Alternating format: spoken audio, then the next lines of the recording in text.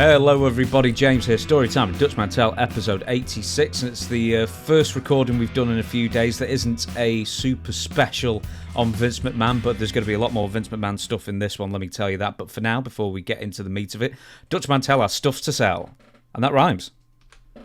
That does. Hey guys, if you want I have less than 8 left. Write me in at Dirty Dutch Mantell. 8 with what? 2 L's. 8 what? For the audio listeners, 8 what? 8 what? Oh, 8 hats. Only got 8 hats left right now till I reorder, and you can be walking around with this hat on. And I'm thinking about auctioning this off. This is probably only 5 were made of this. It's a Dutch Mantell action figure. Doesn't look like much action going on, but does that look like me? I can tell that's you, definitely, yes. Good. So you can tell it's got hair on the back, but no hair on the legs. I don't know why. So anyway. Maybe they ran out of paint. Probably.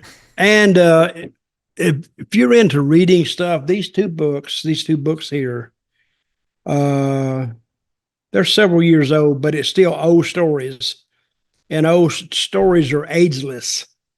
They don't get old. It's just another story. But these books, Tales from a Dirt Road is my second one, and The World According, I forgot the name of it, The World According to Dutch, and it covered wrestling when it years and years and years ago. And I even pick it up sometimes and read it myself. These books are for sale. So if you want them, write me, Dirty Dutch Mantell with 2 L's at gmail.com, and I'll get back to you. Where's that damn YouTube award? You said you were going to put it on the wall. I've just remembered. Well, it's here somewhere. I think it's over there next to my chair. Hey, I'm the most disorganized person in the world, and I'm sure that a lot of people can identify with that. Because, I'm not a good organizer. I'm just not. I can book shows, but I can't organize it. I know what I want. So if you ever come to a show that I book, well, it's going to be a good show, but it may be out of place. So anyway, but I don't book them anymore. I just talk about them. Hey, I say I'm the organizer of this podcast. I think that might be fair to say. I've organized for you a ton of different talking points. Before we actually get to it, as soon as you sat up there to show your top, the camera moved upwards. It's just that camera hates you. You know that, don't you? Zip it go. No, stopped again now. There it goes. There it goes. So, while you're fighting the camera, I'm going to firstly say thank you to everybody who watched our Vince McMahon WWE resignation special. A record. Yeah, a record for a full episode of any WSI network show I've ever done or we've ever done or anything like that for a full episode. Went up on Sunday. As this comes out on Friday, it will have done probably over 250,000 views and over 4,000 comments. Over 4,000 people, or, for the most part, nearly 4,000 people wrote in to comment one way or another on the show, and you read through some of them as well? No, I did. I read quite a few. I didn't read 4,000 of them. I probably read, 50, 60, so. But I read enough to determine how people are perceiving this podcast. They think we're stupid and they think we're funny. But on the podcast about Vince and his troubles, we treated it with the gravity, you like that word, gravity, that it deserved. And I don't think there's much funny about what happened between Vince and that Janet girl. Is her name Janet? Janelle Grant. Janelle. And so they appreciated that, and we were compared to several other wrestling podcasts, but we are rapidly becoming the number one podcast that they listen to, and I appreciate that. because I did another podcast with a guy maybe 2 years ago. I don't think I got 50 listens, 50 views. Because this is an art form. Not only this, I'm not saying we're artists, but putting it together and getting it on all the platforms, you got to know what you're doing. I don't know if I could do it. Well, I guess I could, but anyway, I enjoy doing this show. I enjoy the people staying with us. We're up to 108,000 subscribers now. So, guys, get the word out because the bigger we get, well, I don't think the shows will get any better, but the shows will stay the same. So, and I appreciate every one of you. And same for me as well. Nearly every one of you as well. I got random texts from people within the business over the last few days, also praising us, quite frankly, saying we did a good job. So, that was good.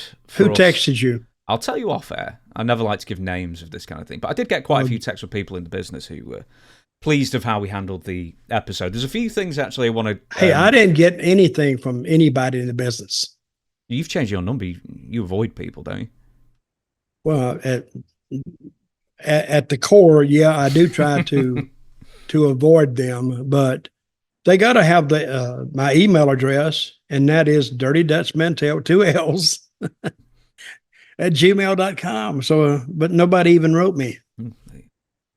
There's a few things we want to, I want to either correct or clarify from our special, because, as I say, we've not got, I've got the most minor of legal backgrounds. You've got none. So essentially, I've got none either. And I think we muddled our way through the episode quite well, quite frankly. Mm-hmm. There's a few things, actually, I want to say. Now, wait a minute. Who thought in 2024 we would be talking on a wrestling podcast about a 78-year-old man's sexual proclivities? I never thought that would be one of the subjects, but it is, and apparently it's mainstream because everybody carried the story. Everybody, the New York Post and the New York Times and the LA Times or NBC, CBS, they all carried the story. And was it because Vince is so well known? I'm sure everybody knows Vince McMahon. Everybody. Even if you don't watch wrestling, you still know who he is. So everybody carried this story. So it was mainstream news. And I think it shocked a lot of people. And if anybody read that a suit, how many pages? 67? Mm-hmm. 67 pages. You come away from that and saying, wow, what the hell have we been?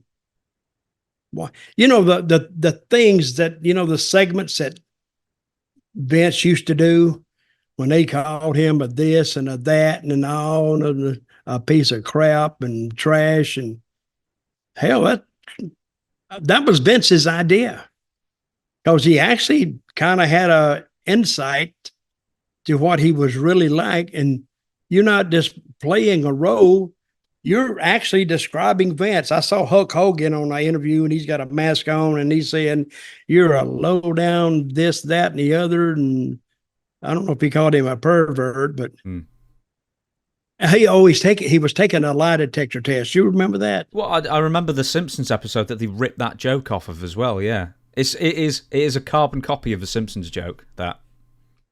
Well, they asked him, did he do this? No. And everything he said, and it was actually entertaining. Yeah, I'm not a pervert. And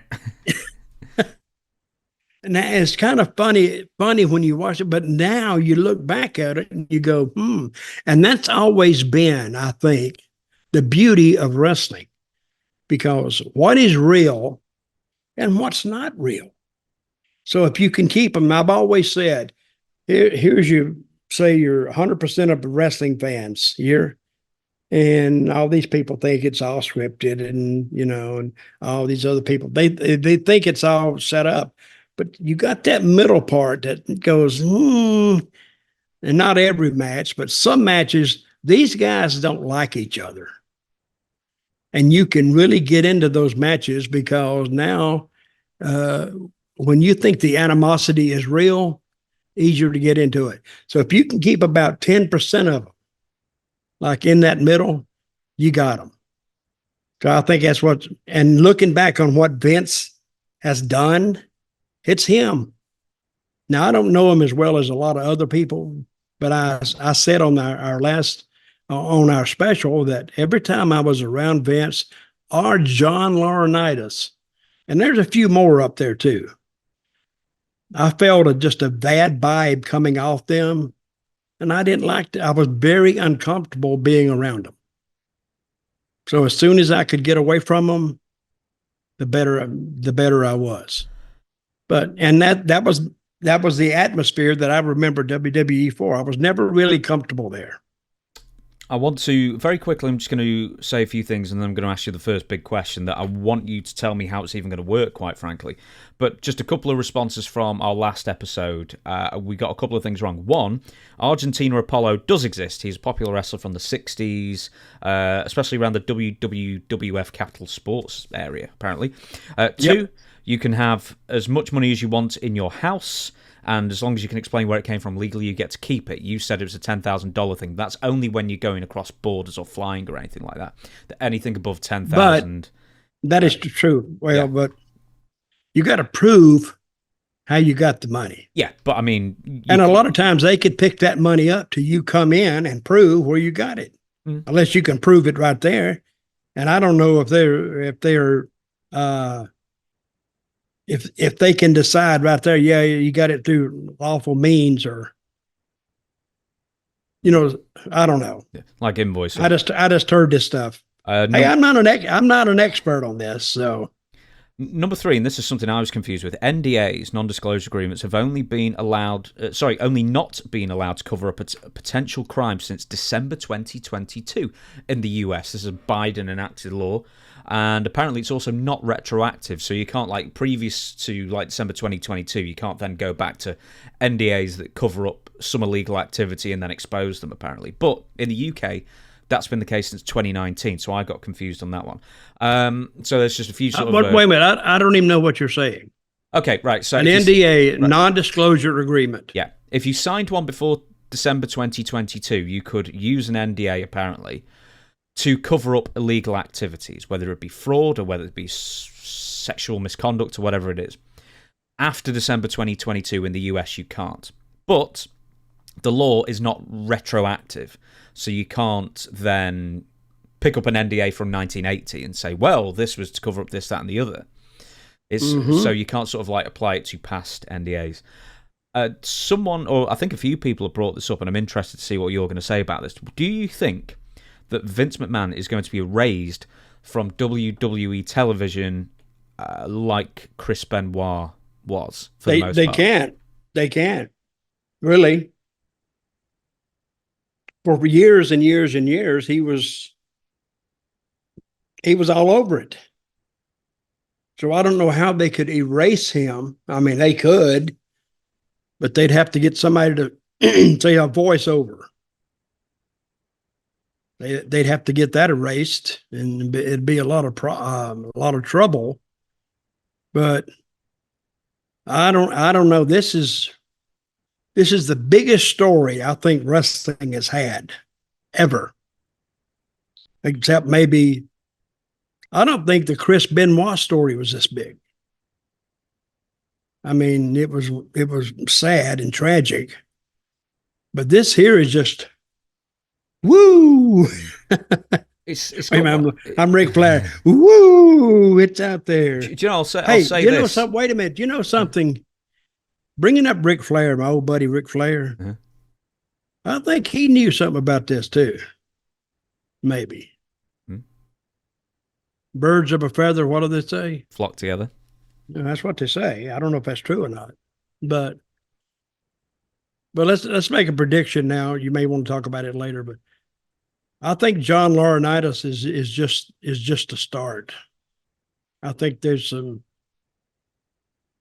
Of course, we can all sit back and guess who would have been involved in this.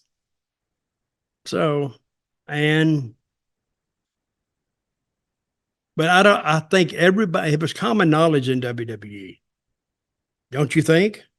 So they say. I mean, I don't know where I Okay, have it. Titan Towers is it's how many employees do you think that work at Titan Towers? I don't know. Do you know, I was Well, going to not say something that. stupid like 1,000, but it's definitely in the hundreds. No, yeah, hundreds. I'd say 200, 300. It's a small community. It's what it is. So if you have, and when the boss does something, that's going to get around pretty fast.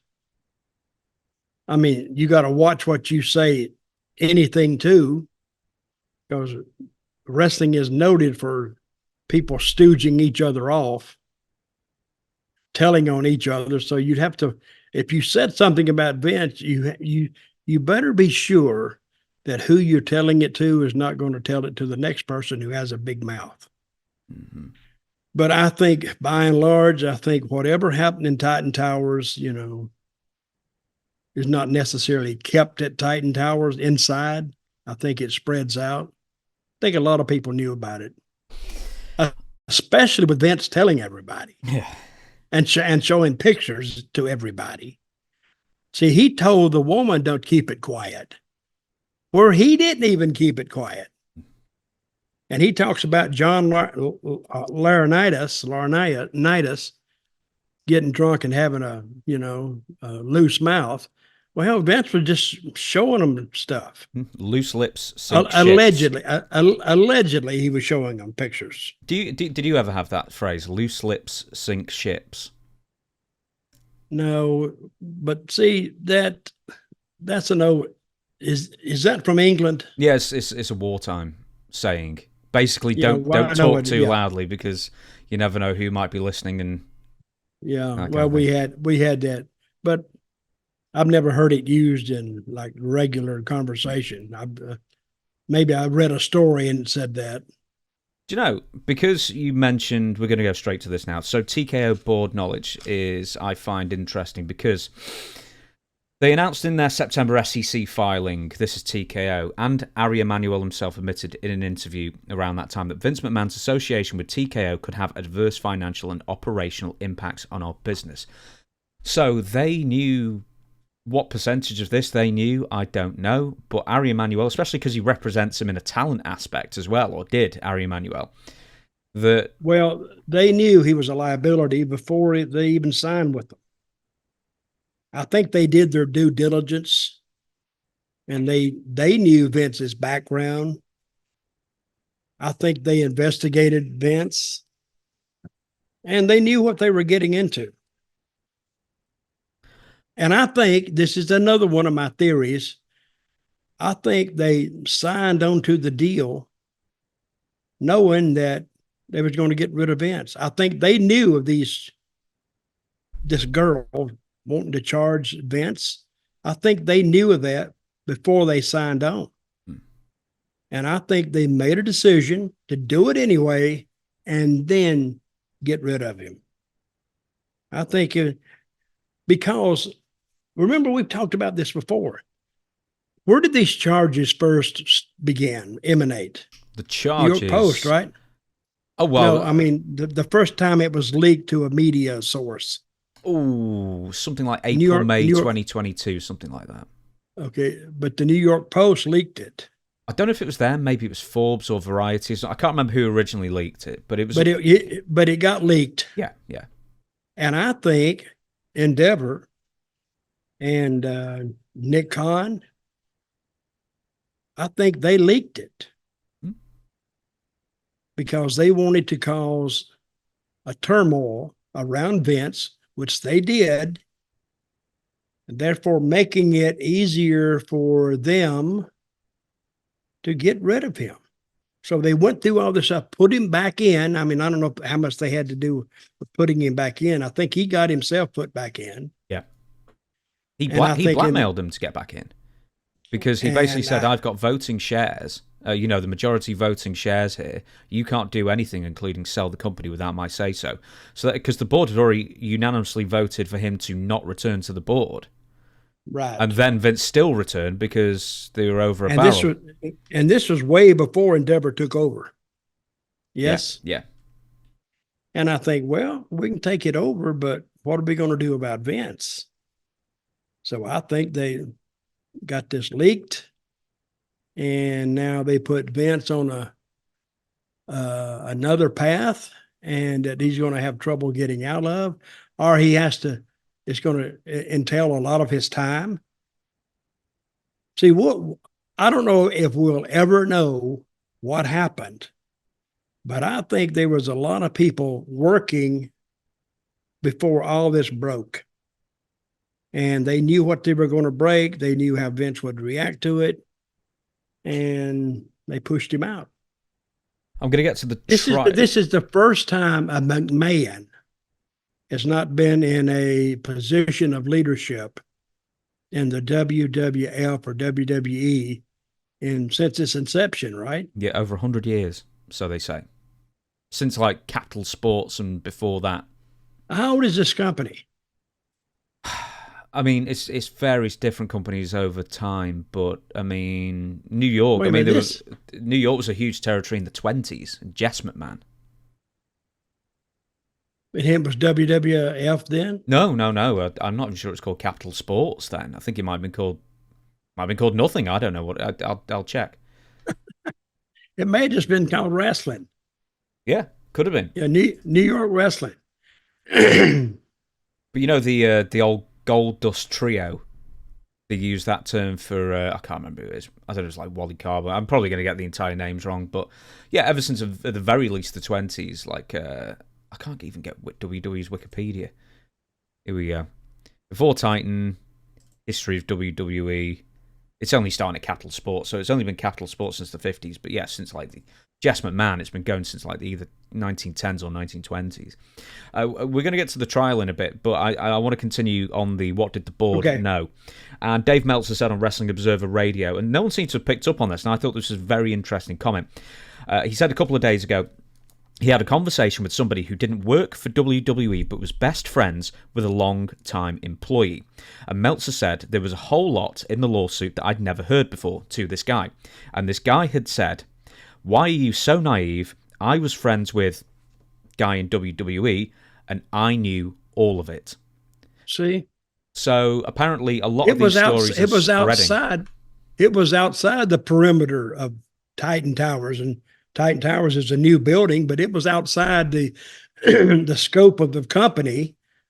The employees knew, and they talked to their friends, as the case you're talking about here. So everybody kind of knew what Vince was like. I guess it's crazy.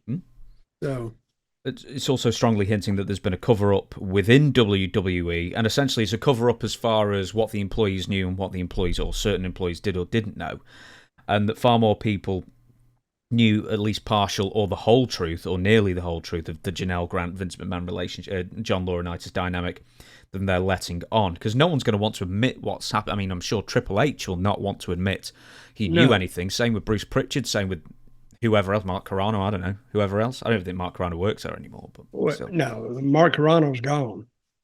But I don't think they let him go just because he sent those clothes back to, who was it? Mickey James. Mickey James. He had other heat from other, because that, just sending it back like that, he could blame that on, he didn't pack it. He told him to pack it, and she said it was all just thrown in there, and it probably was. I'm not saying she's stressing the truth, but it took more than that. He had to have more heat on him to just get out and out released.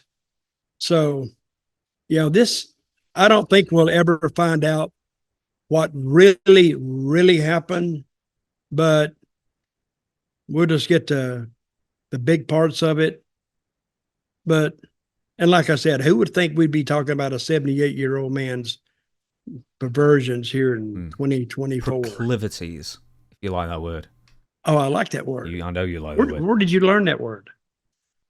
You. Let's say you, and you taught it me. Okay. Let's go on the trial itself. Do you think this is ever actually going to go to trial then? Because Vince had simply, in fact, actually, before I ask that, do you think if Vince had just made the payments, we'd never hear of this? I do. I don't think Vince. I don't know if he's just gotten in his older years. If he just got, well, see, Vince is he's got $1 billion. He's More. a very, very More. rich. He's worth like $3 billion, I'd say. Around Okay, that. you got $3 billion. So he's a rich man, and he lives like a king. He is royalty, more or less, knows every politician in the world or somebody who does, because everybody wants to know Vince because of his connections. And no, I don't think this will go to trial. This is what I think. You got two ways to look at this. How old is Vince? 78. Mm-hmm. Well, he's not going to live forever. I think he would try to he would try to drag it out and drag it out and drag it out to where he wants to make a settlement, because he don't want it to get all the news of what he did and this, that, and the other. TKO doesn't want all this to get out, because this is going to hit the stock even worse. I think she's going to get more than $3 million. Absolutely. Regardless of what you think about her. See, the damage is done in the public relations, in the public's eye. Vince is a piece of trash. He's you see him on TV, and, what you see is not what you're getting. And when you find out about his past, there was a guy in England. What was his name? He was a comedian, a TV comedian, Jimmy Savile. Oh, yeah. No, yeah, Jimmy Savile. Savile? Yeah. What did he do? He assaulted, well, there's quite a few things. Assaulted, raped hundreds of underage girls, and accusation stretches far to necrophilia about him. Well, because he was a porter at Stoke Mandeville Hospital for many, many years. Basically, he was a volunteer porter and just a giant nuisance. But also, for whatever reason, due to his celebrity status, he was allowed to go into rooms either with dead bodies on his own or with coma patients on his own. And that's completely against hospital protocol. But because he's Jimmy Savile, who at the time, if you looked at him, you wonder, what the heck did anyone like that guy for? He's hideous. He's just a hideous human being inside and out. But he was a huge star over here for years, and he was the kid's favourite for 30. Mm-hmm. Well, it's the cult of personality. It's the cult of personality. Be careful in meeting your heroes. And whether Vince was a hero to people, he was still a major, major celebrity. And so when people find this out, see, the damage is done. And Endeavor, they want to stop this bad publicity in its tracks. And I think that they're going to make a settlement. Whether Vince makes it or not, Endeavor may make it. And say, hey, let's put this behind us. Let's go on. And I thought, wait a minute, Vince made $1 million payment. This is my primitive mind thinking. I don't think legal. But he made $1 million payment to this woman. Whether you like her or not, but he agreed to make 2 more payments of $1 million, I guess, or he owes her $2 million more. And all of a sudden he just stops. Yeah, but do you know what the reasoning was for that? Because some other stuff come out. Well, exactly. The WWE board received an anonymous email detailing some of these accusations, and then Vince has decided that it must be Janelle Grant who sent it, but it's anonymous, so we don't know who sent it. It could have just been another board member. It could have been any embittered party. It could have been Janelle Grant or a friend of hers. And she could have very well done that. Oh, yeah, she could have done. But here's the thing. With Vince McMahon, and I've heard this about him many times, a contract is only a contract on your end as far as Vince is concerned. Because if he doesn't, let's say I'm Vince, if I don't want to pay or adhere to the terms of a contract, it doesn't benefit me. I just won't do it. And a great example is, it's an old example, but when Stu Hart was bought out by Vince in '84, and the deal was to pay him $1 million over 10 payments, so $100,000 per payment for his territory, the rights to the Calgary area, and also give Stu a little kickback for any shows that are in the area. Then he paid once, and then at some point, Bruce Hart, one of his sons, must have done a little show here or whatever, some little spot show, and Vince McMahon got wind and said, right, well, that's breach of contract and never paying you again. Because it suits Vince. But the thing is, you can't hold him to a contract because it doesn't suit Vince. And he knew that for him to be sued for that cost money. Yes. And they didn't have it to go ahead and take him to court. He knew that. That's one of the luxuries of having money. You can afford lawyers, and you can afford the legal system to run interference for you. Therefore, if they want to fight you, say if the Harts wanted to fight Vince, they would have to get them a team of lawyers, which cost money. And if they had money, they wouldn't have. They could have kept running their territory. See, Vince took over this business. I call them mom and pops. Vince took over all the mom and pop territories all over the country. The two that ran the longest are the two that I'm most familiar with, Memphis and Puerto Rico. Actually, Puerto Rico is still running. They're not doing much, but they're still running. And Memphis, you cannot run against the WWE because all these other territories, Charlotte closed up, or I call it Charlotte. It's the North Carolina, South Carolina, Virginia territory. Closed it up. Vince put them out of business, put Florida out of business, put Georgia out of business.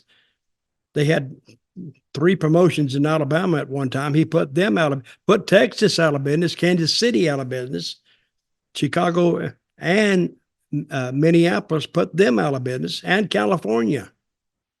He put everything out of business. Well, California put themselves out of business, really.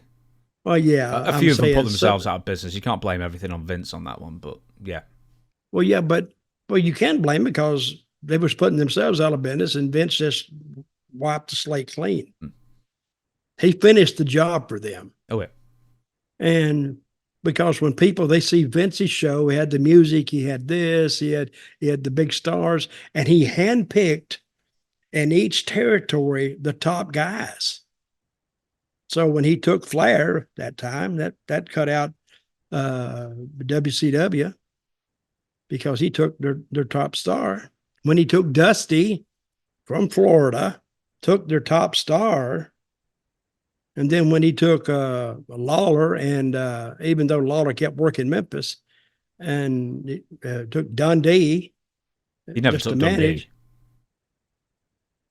I'm not Dundee, I'm sorry. Jimmy Hart, yeah. I mean. He took those, and those were the mainstays of Memphis and what kept it running. So he took the Von Erichs, Kevin, Kerry. Took Kerry. But he took Kerry after Dallas was already done. And also, he didn't take Dusty from Florida because Dusty went to Mid-Atlantic. But then Mid-Atlantic, Crockett fired him. Or Ted Turner fired Dusty. And then that's how he ended up going to the WWF. So sort of Dusty was cap in hand to the WWF in that sense. But I mean, he took Hogan. That's probably the best one. I mean, he took Hogan, Heenan, Jesse Ventura, Mean Gene, all those from AEW. Weirdly, he took Mad Dog Vachon as well for a brief period.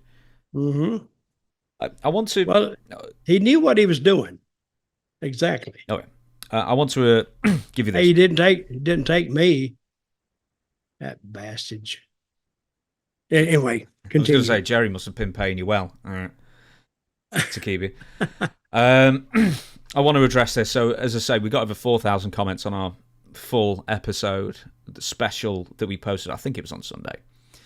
And a lot of the comments were addressing or supporting, quite frankly, our sympathetic stance.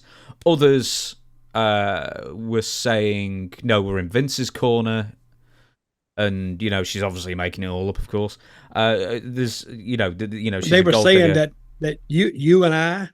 No. Saying that this Janelle Grant was making it all up, or Vince McMahon was making it. Everyone's picking a side.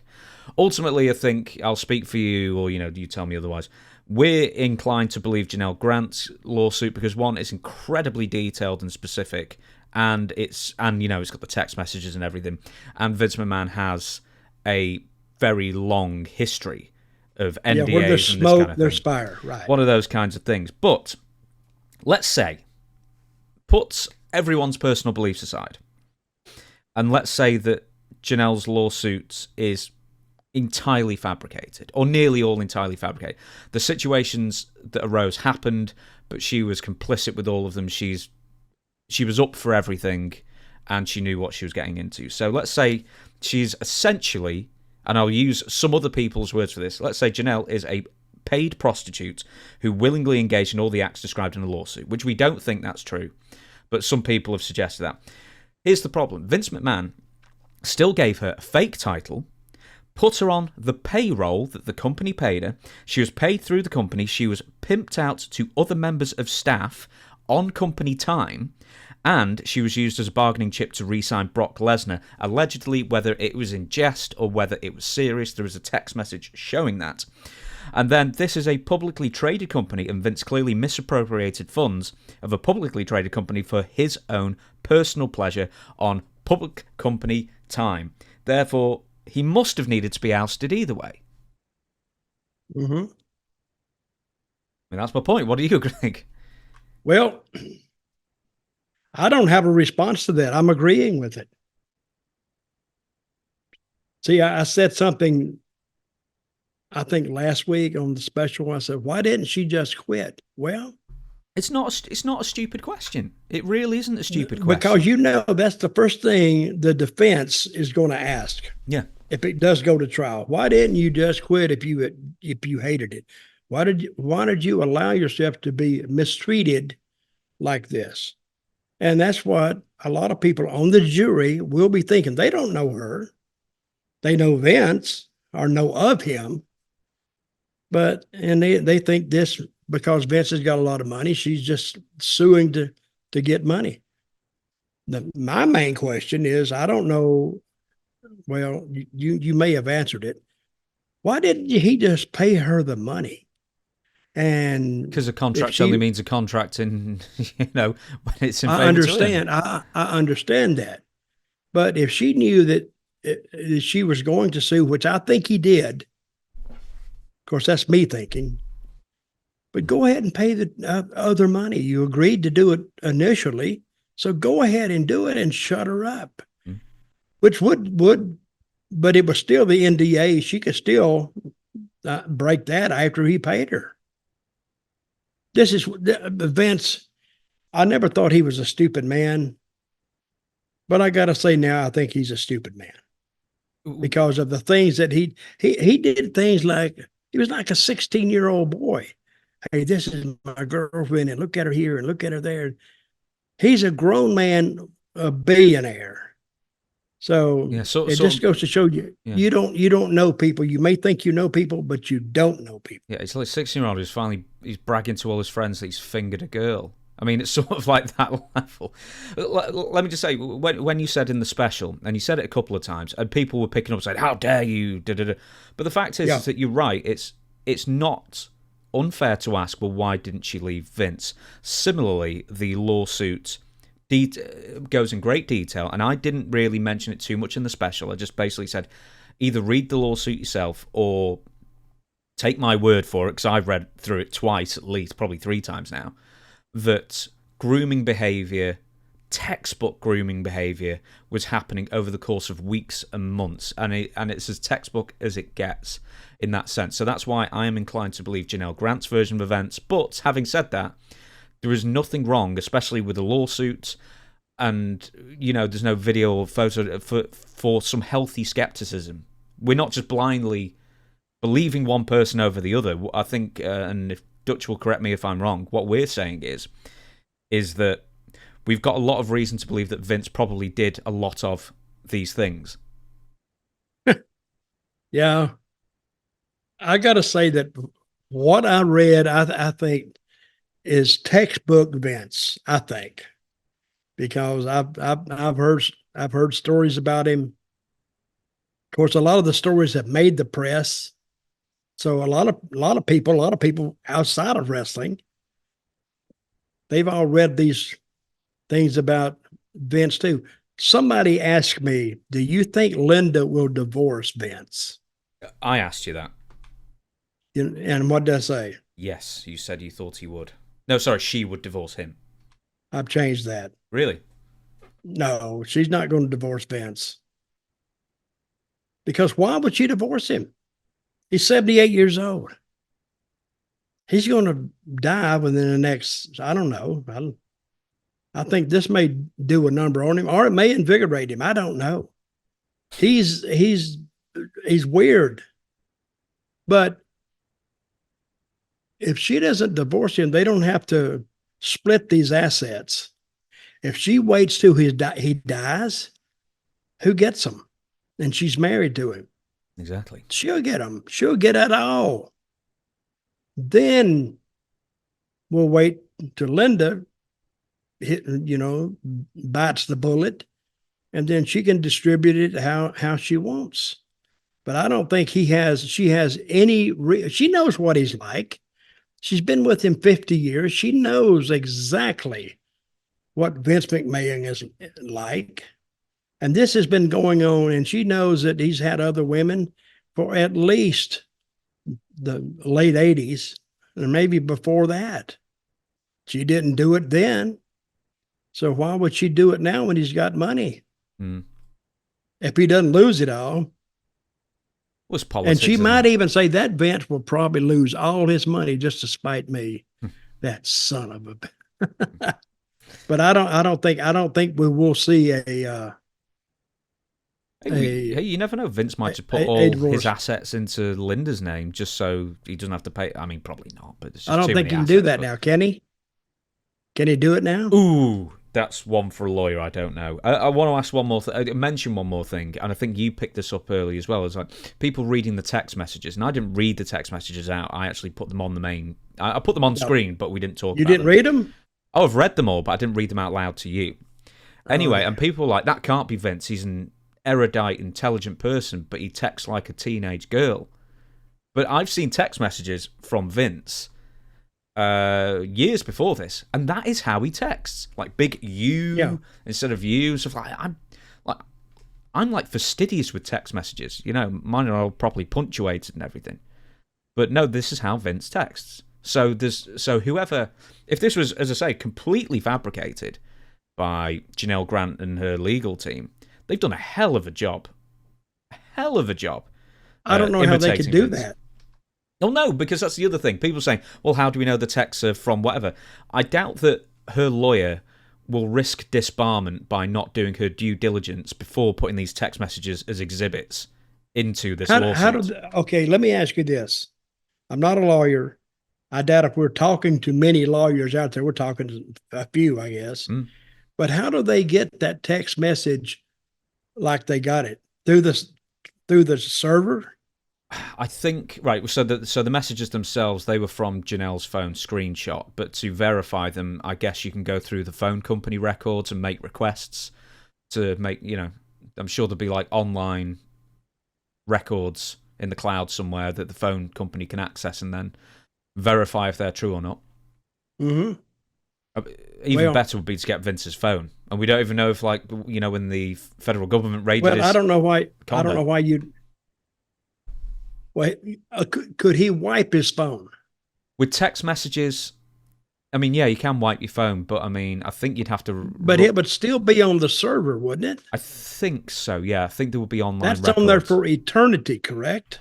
Possibly, yeah. I think so. And just because you wipe the phone doesn't mean you got rid of the text. Yeah. You got rid of the text on your phone. You can't pull it up on your phone. Mm-hmm. But the major part of a text conversation remains on the server. Yeah, it's in the ether somewhere that can be dragged out. I think that's probably the correct thing. That's what made me think that. I mean, it was a long text, allegedly, from Vince, and he does the U like you say, because that fits him too. I don't think he would be worrying about grammar and proper, English. He would, it's like kind of like a kid. But if you see, not a lot of people would notice that. They just read it, and the content of it and the intent of it, they would read that. That's what I read. The you, I said, well, that's just Vince. That's just the way he does it. I'm presuming he texts you fairly often or occasionally. Yeah. Well, I try to keep it quiet, but yeah, some of the, I gave him some advice about, when he was. Yeah. Always pay your NDAs. Oh yeah. And he wanted me to sign an NDA, and I didn't know what that was. So it was the 3 letters that threw me off. So I didn't know. So I didn't mess with it. Yeah, but me as well. I kept calling it NWA. I'm sorry, it's a wrestling podcast. I couldn't stop myself. Right, we're gonna move on to the next bit. I wonder. Yeah, the people. You mentioned the people did get kind of upset with us when we called her, like she knew what she was doing, like like a prostitute. Some people got upset with us. No, but we weren't saying that. But other people were saying that No, was we the weren't case. saying. That's the thing. But yeah, I mean. But they're going to ask that question. If it goes to trial, that is the main defense for Vince, because she was prostituting herself. Yeah, and that's the question I would ask. Yeah, that is the prosecution's angle. And as I say, it's not an unfair question to ask. But as I say, with all these other NDAs and stuff like that, it makes for hard reading for Vince. And especially, even if she was, then what was Vince doing paying her, giving her a fake title? He gave her a car, $15,000 at Bloomingdale, gift certificate or whatever it was. I want to ask you this, Dutch. I wonder if we are going to see the return. Hell, she made a pretty good living doing that. Yeah. It's probably one of the reasons, she didn't want to do any of the things she did, but she made money and she got gifts. So, misplaced love, misplaced loyalty, the fact that she needed a job. I don't know. It could be any of those things. Right. So Vince, the first time he met her, he walked in just in his underwear, right? Oh, no. That was like several meetings afterwards. He met her first in the office, I think. And, we had friendly chats in the office and, long chats, and Vince was overly vulnerable with her and, talking about how lonely he was and a lot of personal details. And then, I don't know if it was like when to sign a contract or to have a business lunch or whatever. And then she goes to the condo, and then Vince answers the door in his underwear. And then he gets her to, I think it was, I didn't write this down, I think he gets her to do the buttons up on his shirt. Just that little bit of, you've broken down like a barrier, one at a time. Grooming, you called it. Yes. If indeed that's how it went.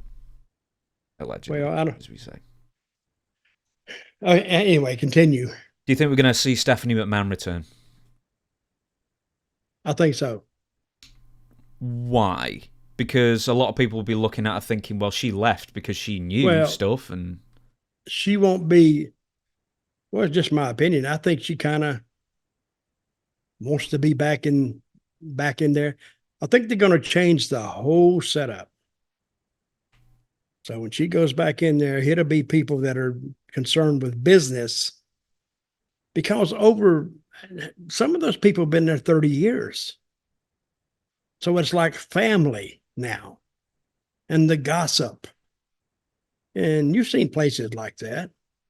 But I think when Endeavor turns it upside down, and they've tried to get rid of a lot of these people anyway, because they were like, their jobs entailed that they could cover it with another job, and they had no use for these people, so they could go.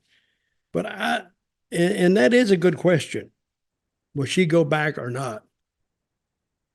But if she doesn't go back, how much does she own of WWF or WWE? I think she's got enough to the point that she's not going to be hurt. She's going to be eating turkey this Christmas. Don't worry about her. What about Shane? Well, that was going to be my next question. Do you think Shane McMahon will ever return? Because I don't think he'll go back. I've seen an article out there. I couldn't verify it. I was just in too much of a rush, but saying that, or suggesting one of the reasons that Shane left was because Shane was confronting Vince on various personal stuff that he was doing as well as that Shane just didn't want to follow in Vince's footsteps and he wanted to make his own mark in the world, which is a lot easier when you're the son of a billionaire to do. Yes, it is. But I don't know. Do you think Shane will ever return?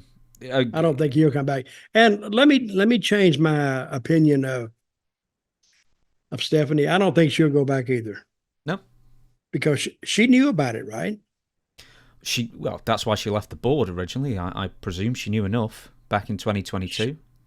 Shane knew about it. And Endeavor has said, and I don't know if this applies to them or even Triple H, but if anybody had knowledge of what was going on, there's not a place for them at TKO. And that's what you do when you have a cancer. You cut it out, but if you leave the little cancers laying around, there's going to be a big cancer later on. Maybe that's the reasoning. I think that front office is going to take a major shakeup, and I think we surmise that Bruce Pritchard will be one of them. Of course, I can't say, but I'm saying if Endeavor, and I have no reason to doubt what they say, because it's their company and it's their business. So I think Bruce Pritchard will be taking a trip out and a lot more. Here's another one. What about Michael Hayes?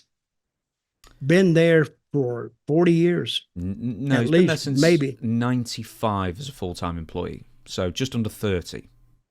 Okay, 30. The Freebirds were in WWF very briefly in 84, but full-time 95. And Vince liked him. I don't think Michael has anything to do with this, but as far as knowing about it, he probably knew about it. He dressed like a pimp. Do you think that might be a problem for him? Stop it. Go on, he's got the silk shirts and the trilby. Well, but he actually looked pretty good doing that. That was a that was a Freebirds deal. Yeah. Michael's a good guy. I don't think Michael had nothing to do with that. I think Michael he drinks a lot and he's a partier, but I don't think he's a participant in any of this other stuff. I'd love to have Michael Hayes on as a guest. He would be one of the greatest guests to have, surely. Oh, he'd be great. He's got a ton of great stories. I had him in Florida when I took over Florida when Dusty left. And I'm sitting in there and I forgot who suggested that he come in. I think Jerry Jarrett from Memphis did because he had him there or something, I think. So I brought Michael in, and then about 3 weeks later, the other two come in. He used to get so hammered. So we would work on our next TV right after we had run the TV for that week. You know, we did it. We didn't do it ahead. We just did say we were going to show something Saturday. Well, we'd tape it on a Wednesday. So Thursday, Michael come in. He'd been out drinking all night. He said, "Dutch, I got a hell of an idea." I said, "What is it?" Because you want ideas. And he says, "Let's go ahead and drain the Gulf." The Gulf of Mexico. So that's a hell of an angle, Michael, but I don't know how we're going to get that done in about several hours. No, on that budget as well. He was too much. But he had a great mind, though. He did. Cool. We've got so much to get through. This might end up being a 10-hour super show. We'll go through this very quickly. Triple H's press conference. So, I can't even remember the website. I pulled this off. I'm sorry. The difference on the late Saturday night in Tampa is that this was the first time he being Triple H, conducting a presser during a week in which Vince McMahon, his father-in-law, and until this week executive chairman of TKO, was the subject of serious trafficking lawsuit allegations. Questions about Levesque's knowledge of the events laid out in the lawsuit did come, but while he likely couldn't comment on an ongoing legal matter anyway, his answers and non-answers were telling in their own way. "I did not. I did not, Levesque said, when asked by Brandon Thurston of WrestleNomics if he had read the lawsuits. I think Cody Rhodes mentioned that we all found out real time when you were, and that's the truth. A few questions earlier, he was also asked by John Alba of Fightful what he might... I'm sorry, I haven't got my glasses on. In fact, my glasses are here. Here we go. That's better. A lawsuit during the time he was trying to vote McMahon out of power and how allegations might affect WWE's relationship with partners moving forward. A relevant question since Slim Jim briefly pulled out of sponsorship with the Royal Rumble before returning after McMahon resigned. Triple H said, I'm going to do exactly what you would expect me to do here, Levesque said. Look, we just had an amazing week, quote unquote. And I just said a 10-year, $5 billion Netflix deal, Rock joining our board. We just sold out the Royal Rumble, put 48,000 people in Tropicana Field. I choose to focus on the positives. So, in a week like this, Triple H says, with his father-in-law resigning, and it's got to be one of the worst weeks in WWE history, that it's been an amazing week. Well, they wanted him to say more about what was going on with Vince. And I don't blame him for not answering, because that's just going to take that press conference and point it in a direction you can't get it pointed back. So whether they liked it or not, I think he should have said just no comment. I can't comment on that. It's an ongoing matter. And go. That's what the spokesman for President Biden does. Or all the spokesmen, if you ask them a question and they don't have an answer, or they prefer not to answer, they say, I'm not allowed to speak about that. I'm not allowed. It's an ongoing matter, and I can't discuss that. Or they just get quickly. And I think it's the way Triple H worded it. It was a bad time, but we just had come off one of the best weeks we've ever had. So I mean, he was trying to switch it, and of course they're journalists, and they're going to take every little word and analyze it and see if they can get a story out of it. So I don't think he answered it badly, but I think he didn't answer it in a way that suited them. It might have been better to do like a pre-prepared statement at the beginning and just said, I'm not taking any questions on Vince, apart from I'll say this, and then we can move on to other stuff. Mm-hmm. That's what he should have done. Now, who advised him? Who advised him on what to do out here? This is the Scrum, right? Mm-hmm. Your favorite thing? I love Scrums. Yeah, he should have said something, and somebody should have. A lawyer or a legal representative should have give him the verbiage for that, so he can read it and be done with it. Or be done with it. You're not going to be done with it, but you can be done with it for that press conference or that scrum. Love that word. That's an English word, isn't it? Yeah, like a rugby scrum, I guess, but, press scrums. Scrum. It just sounds kind of dirty. Think about scrum. Of all the things sounds you've like read, scum, huh? I was going to say, of all the things you've read in the last week, and that sounds dirty. Goodness me. Let me just say one more thing. Levesque did at least offer some hope that WWE would change to prevent people in positions of power from taking advantage of those reporting to them, though he didn't get into specifics. Quote, I'll give you the most generalised answer that I can. Everything possible. He said to Cameron Hawkins of The Ringer, that is a very important thing to us, very important topic to us. That's basically it. It just didn't really say anything. We're going to move on to the next portion now. Nikki and Brie Bella / Garcia, which is their new working name, because I'm not sure they're allowed to be Bellas anymore. Anyway, Nikki and Brie Bella on their Twitter made a statement on the allegations, and you'll know why this is significant in a second. You already know. We are shocked and disheartened with the recent allegations against members of the WWE. It has been a lot to process since we found out this past week, just as you all did. This is something we don't stand for or condone from anyone, no matter who they are. We want all women to feel safe and supported in the workplace and in their everyday lives. And for those who are wondering why we're talking about Nikki and Brie, former Bella Garcia's statement over so many others, is because John Laurinaitis married Nikki and Brie's mother, Kathy, in 2016. Well, what about John Laurinaitis' household when this broke? You think she was even think surprised? I mean, her daughters must have said I something. think she would. I think she would be. But she don't know John. She's a Bella come lately, and she doesn't know what kind of environment wrestling is, because wrestling can be, you don't know who you're going to meet in wrestling. You don't know what kind of character, you don't know what kind of, where people have been, you just meet them. And when you put them all together, what do you got? So she didn't really know anything, I don't think, about the wrestling world, because the Bellas, how were they chosen? Did John Laurinaitis used to look in magazines and pick women out he'd like to? That is apparently one of the reasons, yeah, like Kelly or someone like that. He was just basically looking at modelling catalogues and picked them out of that. That was a rumour that was going out for a long time. How did he find the Bellas? It's probably the same thing. I don't even know what they were doing beforehand, but they were very young when they went to WWE. How did he find those there's some more twins that want to be WWE superstars? I think they're like, they're cheerleaders. Yeah, they're like TikTok stars, aren't they? But they're in like an Is it NIL? Yeah. Yeah, they're in like WWE's NIL system at the moment, so they're getting a good payday out of that. Plus, they're getting paid a lot. They're in WWE NIL? Yep. How's NIL got anything to do with WWE? Oh, because WWE's got an NIL system, like NFL or whatever. I'm not following. Okay, right.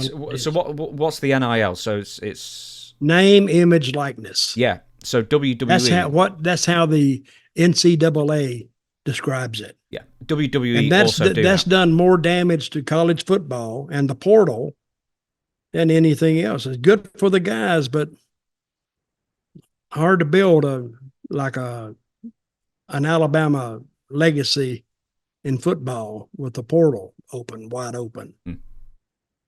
Yeah, so WWE has their own name, image, likeness deals that they sign college kids up for.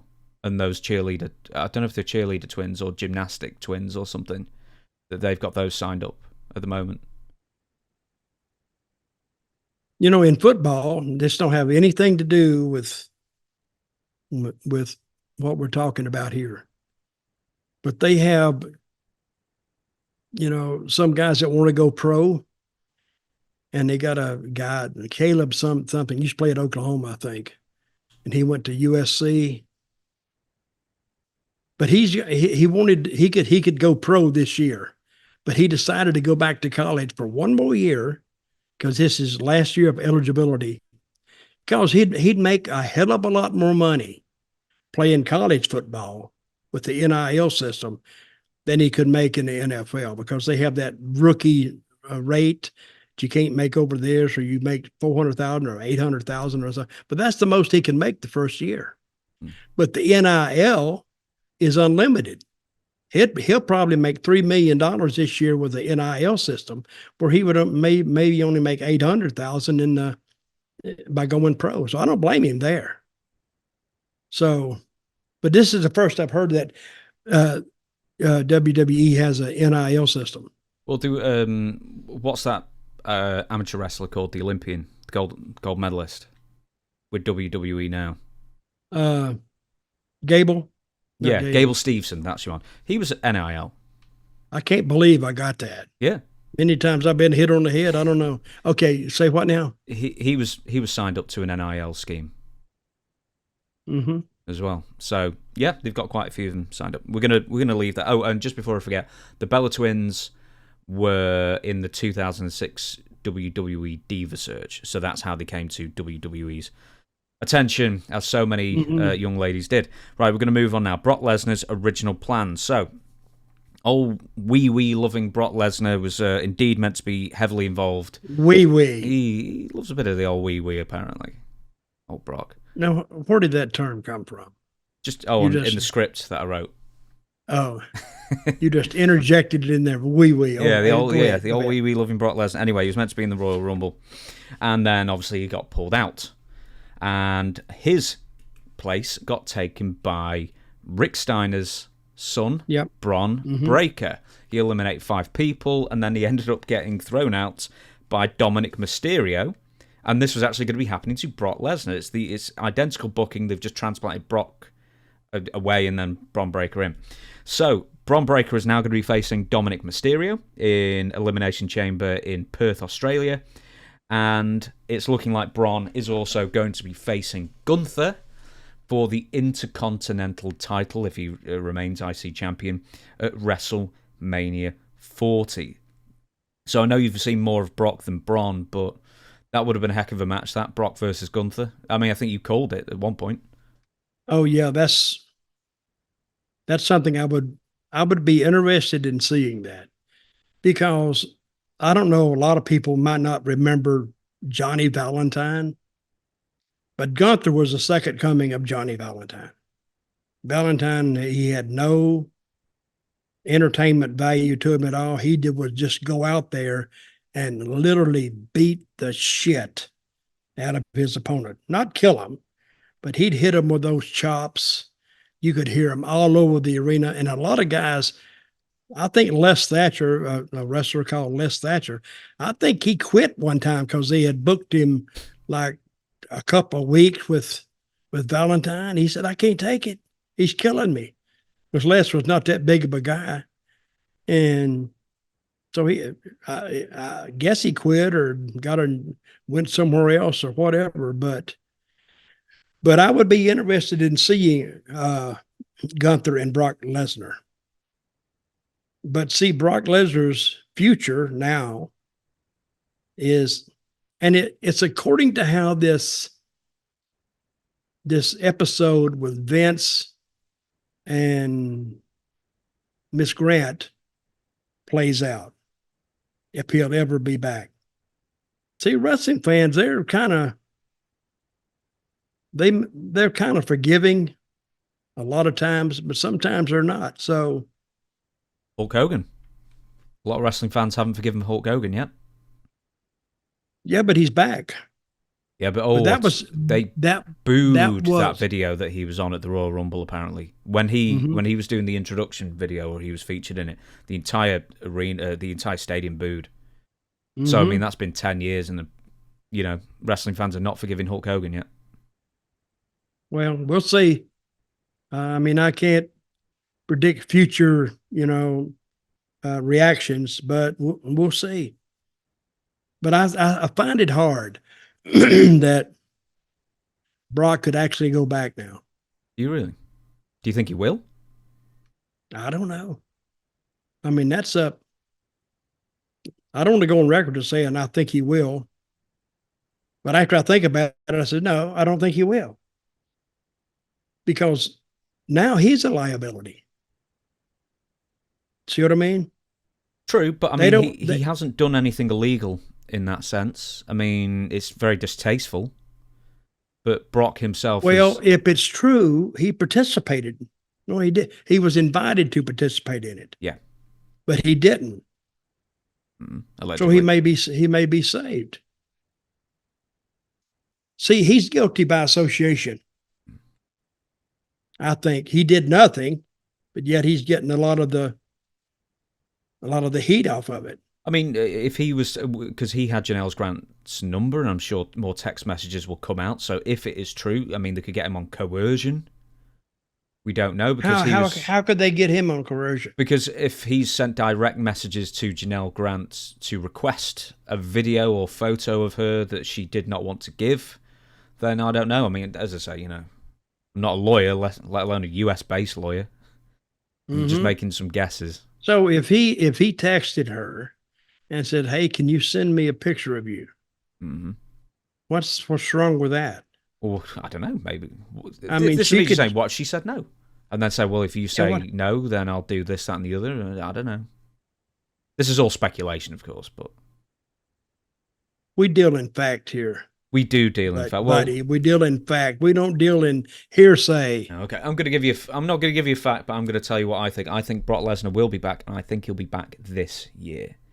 Because people always forget when they're in the thick of a very, very important big news story. It's like, well, how can things change? Oh, you're writing something down. Yes. I think Brock Lesnar will be back this year, and I am going to predict that he will return at a Saudi Arabia show in the autumn. That's when I think he will return. Because it's not in the States, he'll probably be received more warmly in Saudi Arabia than he will be in the States, and I think that'll be his return to WWE. Take about 9 months off or something. Well, in Saudi Arabia, they treat like women like second-class citizens anyway. Oh, yeah. So they may like him. You might like him more. Yeah, that's what I'm saying. Yeah. So I kind of disagree with you, but we'll see. What do you think? This is where Endeavor, they're going to have to be strong on this. They're going to have to, I mean, they're going to have to do something that's never been done before and police their talent more. See, I think Vince tried to police it, but according to what the guy did or the talent did. So, I mean, over the years, wrestlers have done all kind of crazy stuff, going to bars and, and damn underage girls and this, that, and the other. But I don't think anybody would, and the times have changed. Nobody held it against the whole wrestling business because one guy had a relation with an underage girl or an underage minor. I mean, that was just the guy. So, but I think in today's world, they might hold it against WWE. I have no idea, but we'll wait and see. See, this is new for me too. Everybody's sitting around saying this. Well, I don't know, and nobody else knows. We'll see what happens. That's the beauty of watching a wrestling show. I mean, they're not going to put Brock Lesnar on TV next week or any of these guys, but you don't know what they're going to do, and whatever they do will be highly covered. I'm going to skip the Sables stuff until next week. I'm going to put that in next week's script because I'm interested to talk to you about it, but we've just got so much to talk about that is not Vince-related for once. I thought we'd throw this in. Sorry, we'll leave this out for next week. CM Punk, injured yet again. Now, CM Punk, I hate to say, he's become the most brittle man in wrestling. He's almost had as many injuries as he's had matches in the last couple of years.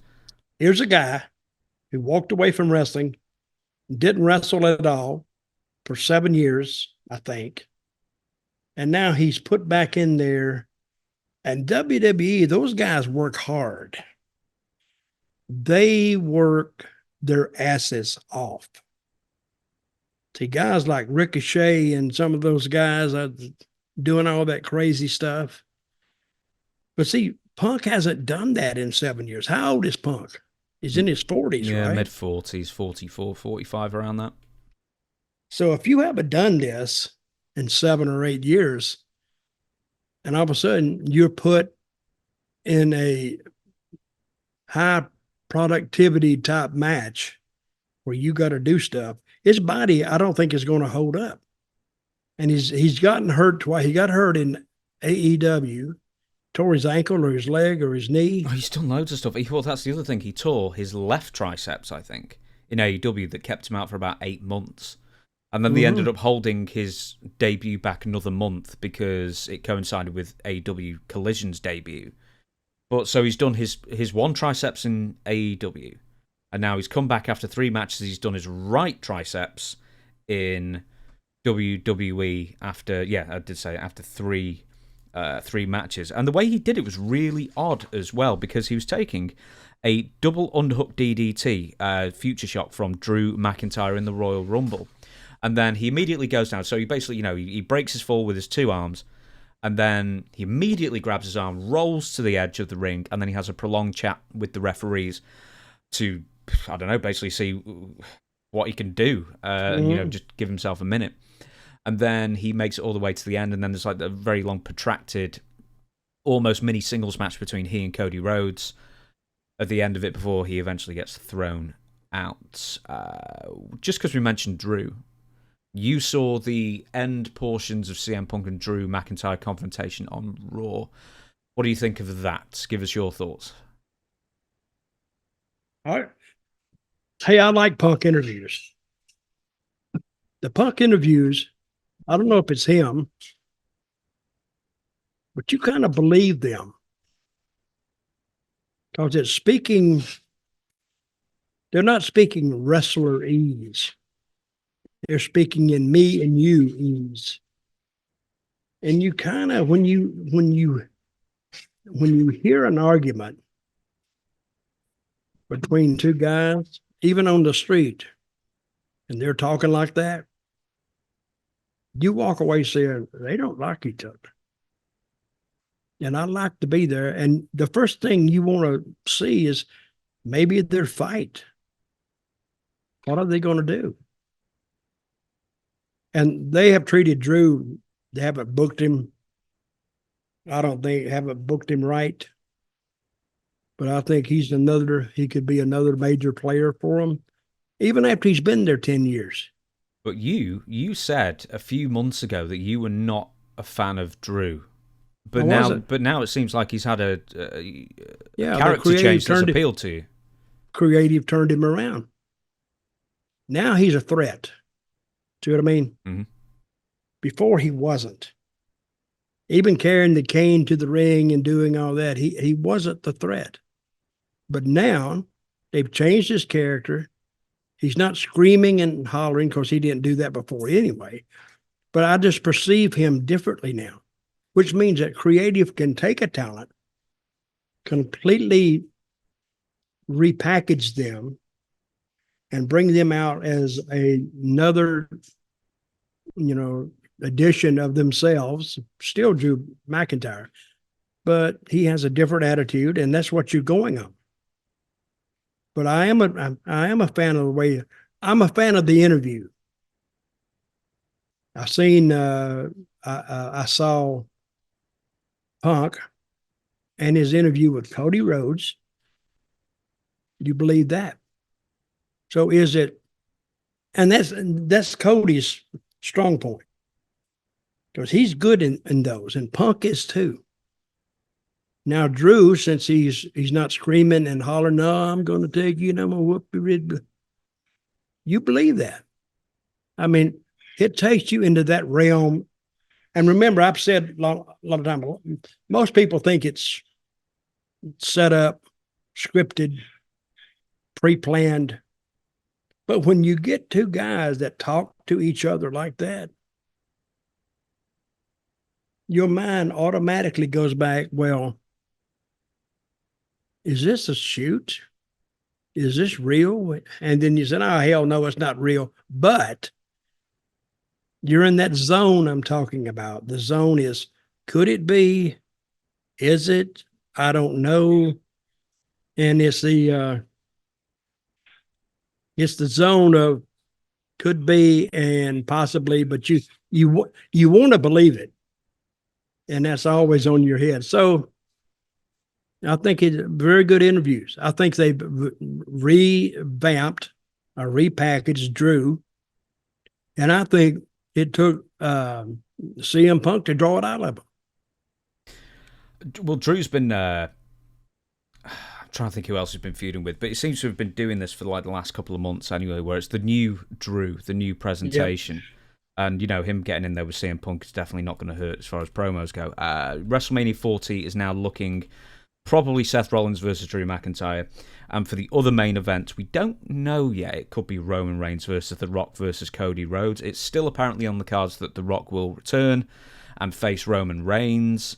But then where does that leave Cody? So it could be a triple threat. We just don't know at this point. But well, I hope it's not a triple threat. No, I don't like triple threat matches because they're all the same for the most part. They're just single matches, and then you throw the one guy out, and then those two have a single match. If they're going to get Cody over, he's got to go against Roman, and to really get him over. Now you got to look behind Roman. Who's the next guy behind Roman as a heel? Gunther. Gunther. Mm-hmm. But then there's your Randy Orton. Let's say Cody goes over, and I think something, and everybody knows that Roman, I guess by now, that he wants to take some time off. I don't know why he's working a part-time schedule anyway. But I've been taking 3 years off pretty much. But he's the top guy. So say they switch the belt to Cody. See, this is what the creative has to contend with every day. Are we making the right decision? Will it work? And that's why they need Triple H there. They'll give the ideas to Triple H. He'll make probably the final decision because he's the head of it. But who would Cody go against? Well, that's the thing. I mean, you can't go against Brock. I mean, 1, he's not turning up, and 2, it's been done last year anyway. I mean, Gunther would be a step down. And remember, Cody did the interview with CM Punk. Mm-hmm. So if they put the title on Cody, CM Punk would be the next in line. Mm-hmm. But now he's hurt. See what I mean? Now, who's he going to go against?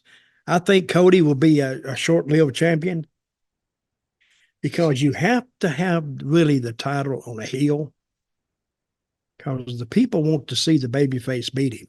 They want to see the good guy triumph. And the long-term run of a champion is usually on a heel. Usually. And then you have the baby faces chasing, which makes sense. As long as you don't get too predictable with it, you can do that. As long as you got the talent, and now WWE, they do have the talent. We're going to go to the Royal Rumble. I know you didn't watch the Royal Rumble. I watched the men's match. I watched the women's match, the Royal Rumble. I watched some of it. I hate to say this. I loved the Royal Rumble match. I didn't think the men's was that good at all. I was looking forward to it, and it just seemed to start. I think it started off wrong. But what I heard was, and even looking back on it, I didn't watch it live. I watched the clips back. I think the girls was better than the men's. It probably was. There was a lot more blown spots in the women's Royal Rumble, but they had surprises. Yes. And they you had didn't the know who was TNA girl, Jordan Grace. Yep. Is that her name? Jordan? Is that her name? Jordan Grace. Then they had Jade. Yep. Had her there. And Naomi returned. Well, it was, and they got, but you had a lot of them that nobody knew. I mean, you know the ones, but I think they're in pretty good shape as far as the girls go. They're in pretty good shape right here. Speaking of which, Jade Cargill debuts. You saw her debut. You saw the crowd reaction. Good way to debut her? I think so. She took out Nia Jax first, right? Mm-hmm. I'd tell you what, I was looking at that when she eliminated her, and Nia Jax was kicking her legs. Didn't look like she was helping a lot at all. And Jade was just straight up, held her for ages, then threw out. She's strong. Mm-hmm. Well, I think but she's not as, they say that she can't remember the sequences. So she has a little, so they say, I don't know. So they say that what her biggest weakness as far as sort of improving and getting into the WWE style of things, but that she can't remember sequences of spots or a lot of things. It's like, I mean, I couldn't. Could you? What, remember the sequences? Yeah, but like in a modern match, you've got to remember a 15-minute match. No, I could. Yeah. I mean, you never had to back in the day. No, because we made it up as we went. We felt the temperature in the room, and we played to the room. So, we didn't script everything. But see, back in the day, you had limited rosters. So you would work with that same guy over and over and over again.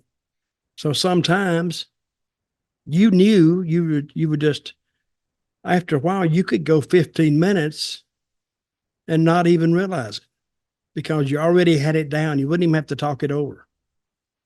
The old saying is, what do you want to do out there? And said, oh, we're just collared in the ring. That means don't bother me with this crap now. We'll just do it when we get out there. And a lot of times you go out and it's a live event that you don't go to a lot. Well, you just go out and play to the crowd. And whatever they're buying, you give them. Because if they're cheering this, you'll keep going with it. And if they go, well, don't do it again, they're telling you, hey, we don't like that. So. Well, what do you do with Jade then? Because when she was in AEW, no, she had very short matches. They're going to put her with experienced talent. It's what they're going to do. They're not going to put her with that talent that came right out of NXT, because they don't really, they've probably been trained better than Jade, because I don't know if Jade trained while she was in AEW or not, but she'll learn it little by little. She will learn it, and they're going to put her with. And that's why these underneath guys and girls, they are so valuable, because they're really more, they're better at wrestling than the one they're wrestling.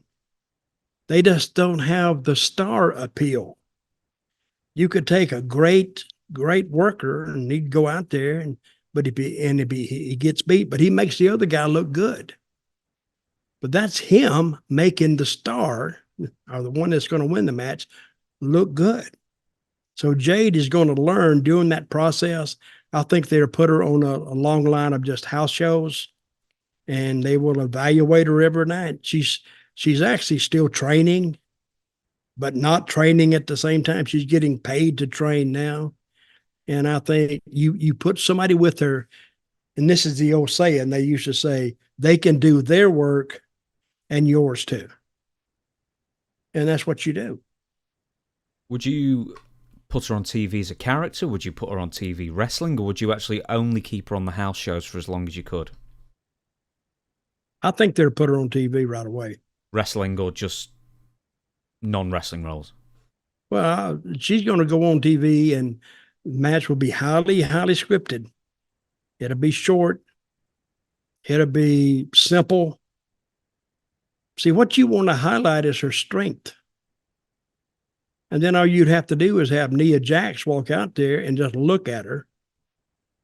And then all they got to do is look at each other and do that for about 2 weeks, and then come in and let them have a little set to, and then you got them. And then you take that match up and take it around. So, and that tells the strength versus strength is what you're going for. And we'll see who can, that could be just a simple match. So we'll see. We'll see what they have. Now, we're not doing news now. We are doing something that someone else said about you on a podcast that you were very interested in. What the hell? Jeff Jarrett. That son of a... Now, I'm wearing my glasses. I like Jeff. No, apparently... Wasn't too bad, was it? Well, I'm going to give you the quote, in fact. That's why I put my glasses on. It's particularly low light at the moment, so I'm just really struggling to see. Okay, on the latest edition of My World with Jeff Jarrett, the WWE Hall of Famer talked about where TNA was in 2004, and Dutch Mantell rubbing people the wrong way and more. What, me? Yes. You rubbing up against people. No, that's not what they said. Rubbing people the wrong way, so they say. So here's what Jeff said. Dutch rubbing people the wrong way? Oh, many, many times. I mean, Dutch can rub folks the wrong way. But do you think he cares at times? Hell no. But him not being a fan of Jerry Lynn. So this is where apparently the original question was about you not liking Jerry Lynn. Just drilling down, that makes zero sense. It just doesn't ring true. Now, here's how that can kind of be manipulated. Hey, you know what? We've got 30 guys on the roster and Panda is only going to pay for 20. We need to have turnover talent. We probably ought to give some talent a heads up that they're going to get a rest.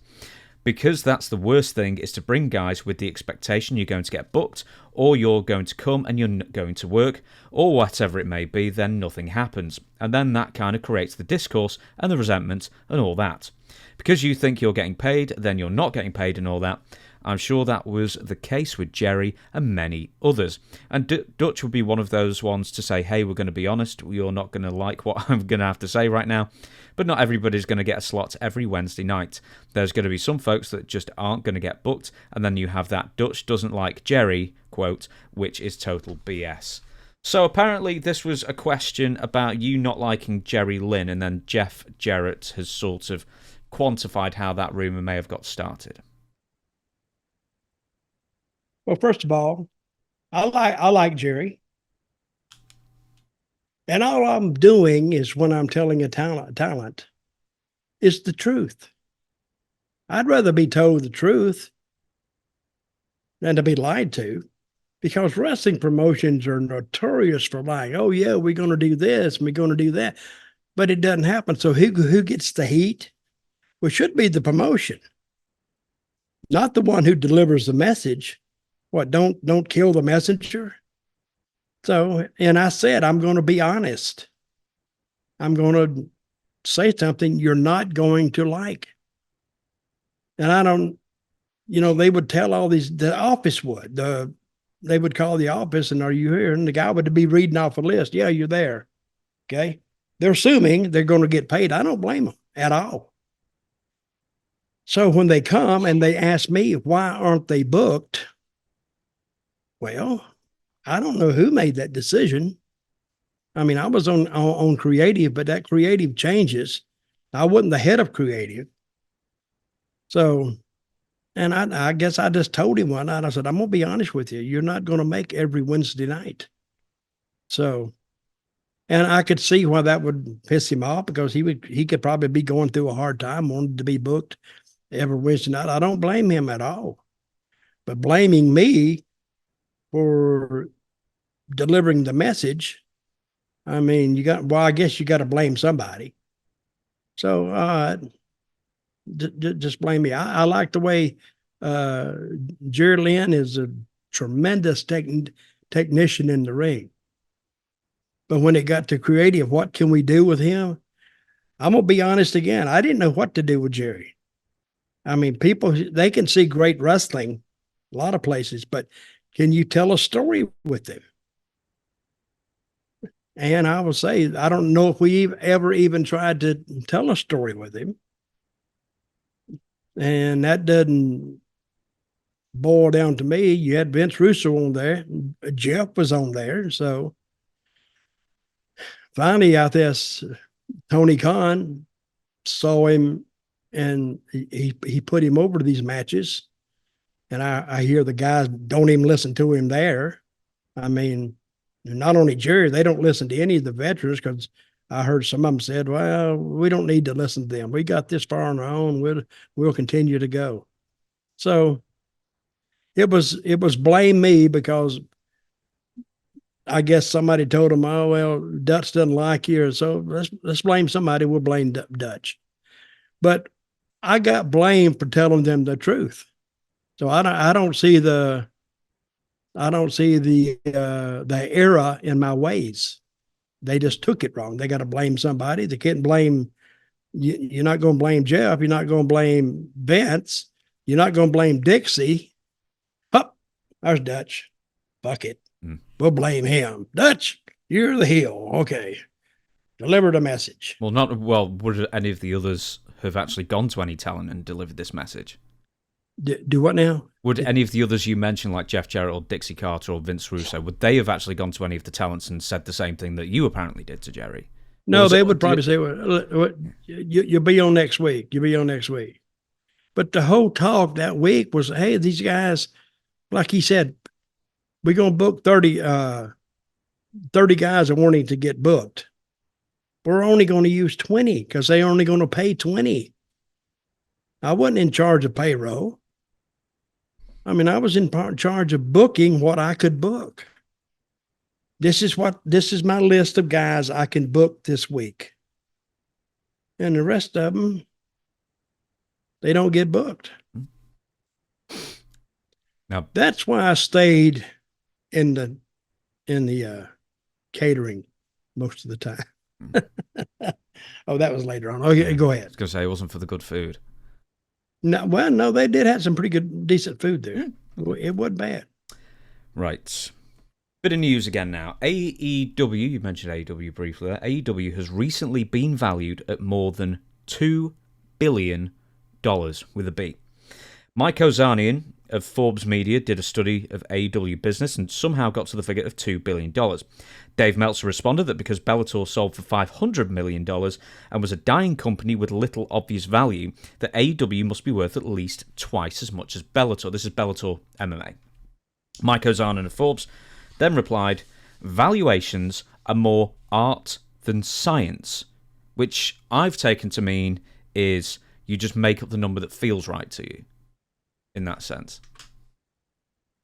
So they say AEW is worth how much? $2 billion. Keep in mind, WWE has been valued at around $9 billion. Well, let me ask you something. It's worth anything is worth what you can get somebody to pay you for it. That's what it's worth. You got a let me say a 2010 Honda. Well, it's only going to be worth so much. And you can only take it to a certain level. Okay, so you got this wrestling company, AEW, and yeah, I guess they got some contracts with Disney, right? Or who they got contracts with? Oh, Warner Brothers Discovery. And what is that worth, you think?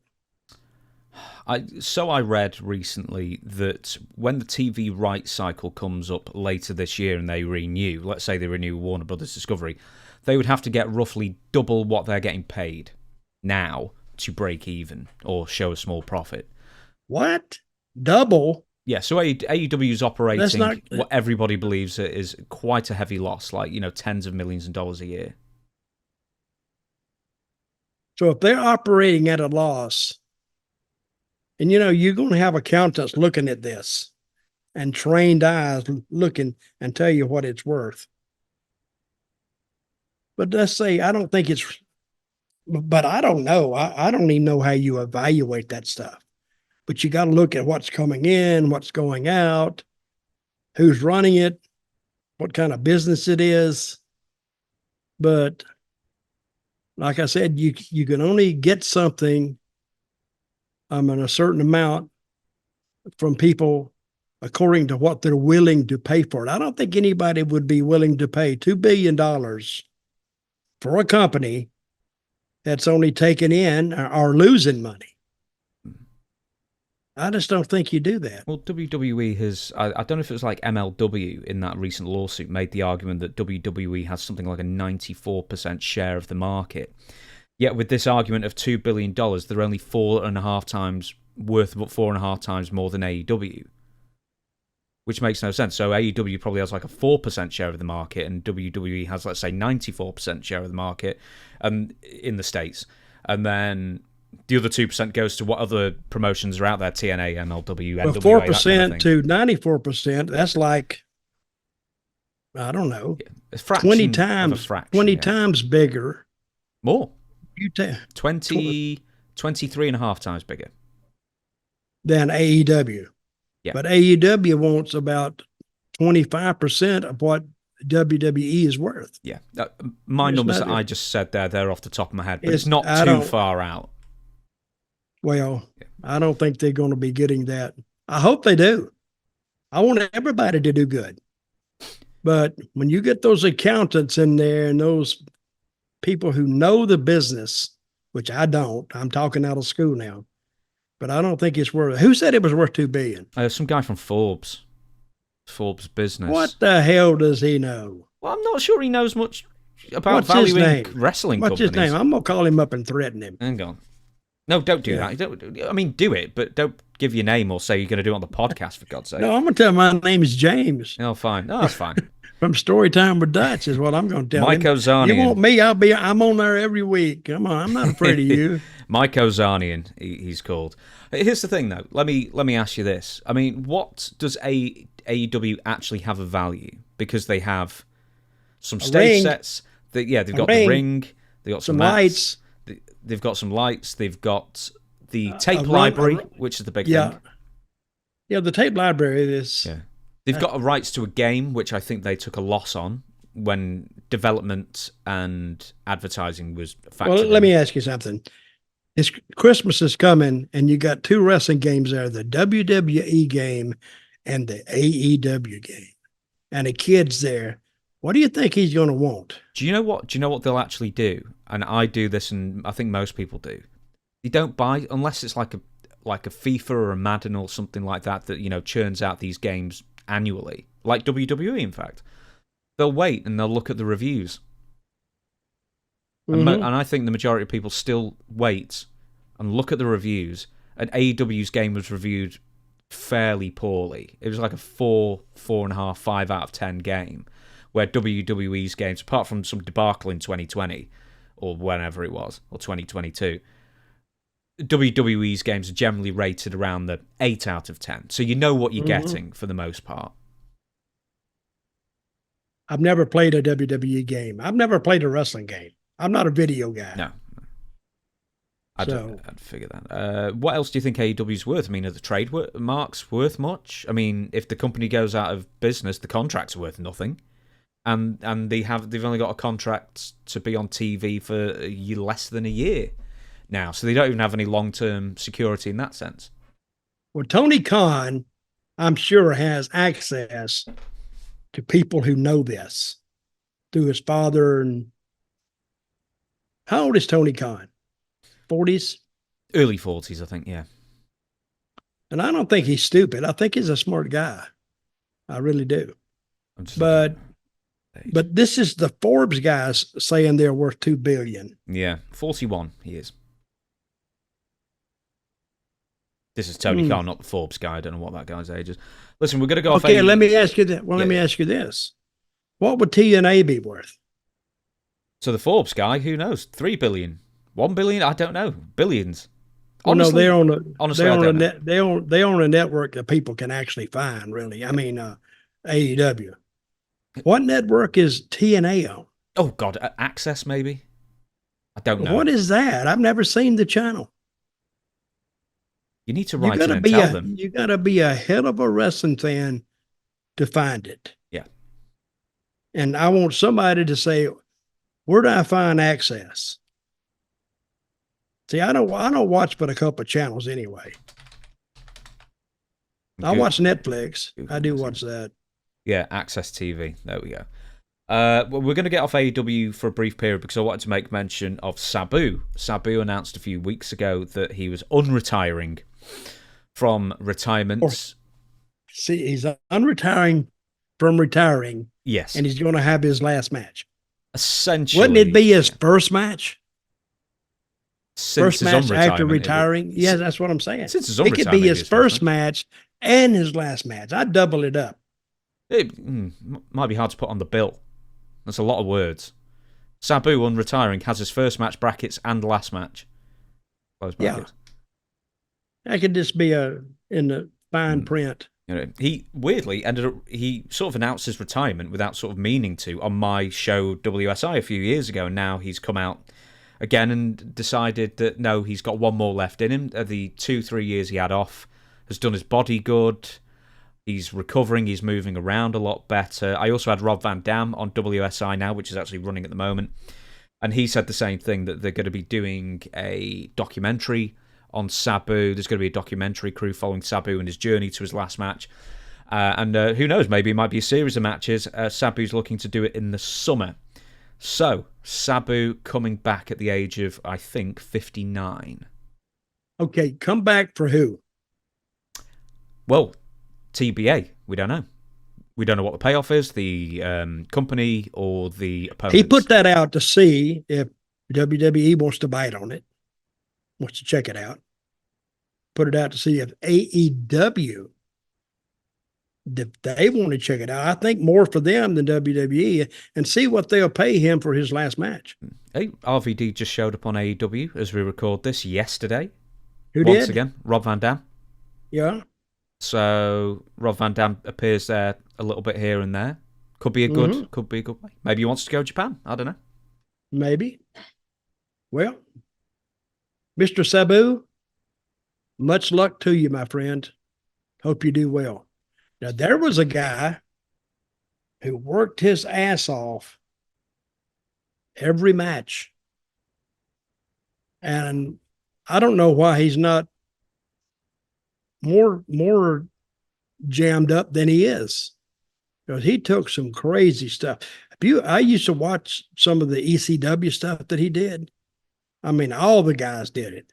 But not only was he taking those crazy, crazy bumps, it was barbed wire and it was tacks and it was scalpels and it was this. And my God, if somebody told me, go out there, listen, we won't put you on the scalpel. We want you to fall down through the barbed wire and the tacks. And then that's not the end of it. That's not the end of it. We want to come in and set you on fire. How about that? And then tase you a little bit. And then break some glass and then put you through that. Okay. Shit. Did you have a book? Did you have a book, Sabu? I never booked him. No, he never went to like Puerto Rico for you or anything. I didn't have him down there. No. Did you ever appear on a show with Sabu? Oh yeah, I've been on TNA shows with him. Of course, yeah. Silly me. Yeah, I was with him there, and good guy. He don't talk a lot, so or maybe he just didn't talk to me. Maybe he talked to Jerry Lynn, and he's afraid to talk to me. I don't know. So no, Sabu's a quiet man. I think we can all agree. Yeah, he is. He is, and a good guy. Yeah. Right, so we're going to do a couple of AEW things, and that's probably going to take us to the end of the show once again. So Wardlow's throat looks to have gotten crushed by Commander. And in the same... Yeah. Are we going to show that? No, it's AEW stuff. You know what Don Stevens is like. Always trying to take stuff down. Wardlow appeared to injure his knee also while hitting a powerbomb bomb on Commander, but later claimed he was okay. So it was an absolutely terrifying match for him. But yeah, that describe what we saw from the knee drop that could have gone really wrong. On the neck? Yeah. Oh, it's brutal. Well, what's that guy's name? Commander? Yeah, Commander's the mask guy, yeah. Commander went on the top rope, and he did like a rolling... He went forward, didn't he? And he was going to drop it was a leg drop, I think. Was it leg drop? I thought it was meant to be like a splash or something. Was something. Oh, yeah, it was a splash. But in splashing, his left knee moved over toward Wardlaw's neck, and he hit him right on the neck. That can kill you. That could, and he immediately grabbed his neck. I thought he was hurt more. But that's what you do, guys, when you can actually get killed doing this stuff if you're not careful. That's why I say wrestlers should have the same motto that doctors have: do no harm. And he didn't mean to do it. It was what they call a potato, but it's a serious one. A potato more refers to a punch. You hit somebody a little extra hard, a little bit off. But when that knee hits the neck, I'm sure he had to hurt later. But you got to be careful of this stuff. This also brings up some classic sort of Tony Khan booking, I'm sorry to say, because Wardlow is being positioned to be one of Samoa Joe's top contenders, eventually, at least. Yeah. And you can tell they're trying to give him the old push. Whereas he went nearly 6 minutes with a luchador that is so much smaller than him and always loses. He's Commander. Tony Khan loves him. He's always on TV, but he always loses. So bad booking. Booking, in my point. Exactly. Because he does some great stuff. I'm not saying it.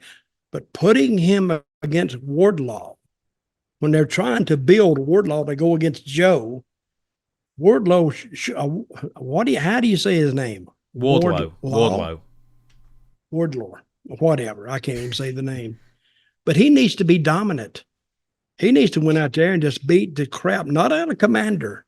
But I'm saying they could have put another guy in there and give him 2.5 minutes or 3 minutes, and then do something where you're going to remember the guy. See, after it drags on 5 minutes, you go, what? He doesn't look a suitable opponent for Joe. And I know they were trying to fill TV time, but you could have somebody interview Wardlow or something to get your time in. And he could say, and that's where he should have said something about Joe. So you can put interviews in matches if it relates to something, and you could have him challenge him before the match, and then after he beats the guy, get back on the horn and say, Joe, we're going to cross. If you want to do it right now. But anyway, he just throws the ball to Samoa Joe's court, and him and Samoa Joe have a good match. Samoa Joe's great. He works. I think when he worked with Hook, I think he was the babyface more than Hook was. So, but anyway, I think they did that. I think they did it, and they should have added a little more to it. Mm-hmm. But he got the point over. But we'll see.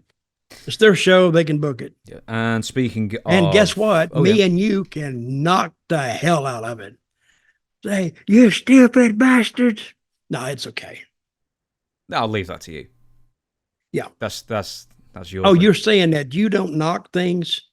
You knock the hell out of it. But this is what it is. I do it very dryly, though. Oh, yes, and in an English way, it's like, I love you. You like the English humor, though. You can pick up on it when I do it. But I don't think other people pick up on it sometimes when I do it. This is how I knew that somebody was really going to knock somebody on a trip, in a car or on a plane or something. Somebody said, well, I don't want to say nothing bad about the guy, but, and now you know what's coming. That son of a bitch. And certain guys had certain topics that they got excited about. So, of course, if you wanted to be entertained, you just bring that topic up in the course of conversation. You bring a guy's name up, and you could see the guy. He'd pick up. And I said, I talked to him the other day. He said, next time you say something bad about him, he's going to track you down and beat the shit out of him. That's son. And he'd be fit to be tied. Then you finally said, I'm ribbing. No, you're not. You're not ribbing. Even when you tell him you're ribbing, now all of a sudden he's worked up. You're just thinking of Barry Horowitz, aren't you? Yeah, you could get him worked up pretty good. And he was actually fun. I like Barry. We've got two more things to talk about. He even said, he said this on a podcast. Who is Dutch Mantell? You never drew a dime. I asked him about it, really. He said, I was just talking. He was. I actually tried to get him for a guest from the show. And you know what he wanted? You never told me what he wanted. He wanted paying. No, he wanted me to. So what do you pay? I said, no, this is a gratis. Gratis means free of charge. Well, I don't want to do that. I said, well, okay. You won't be on the show. Said you can promote anything. I told him we got 100,000 subscribers, and you can promote anything you want to promote. Well, no, I don't do it. I said, okay, whatever. We'll muddle on without him. We'll see. That's more my dry comments there, but we'll muddle on without.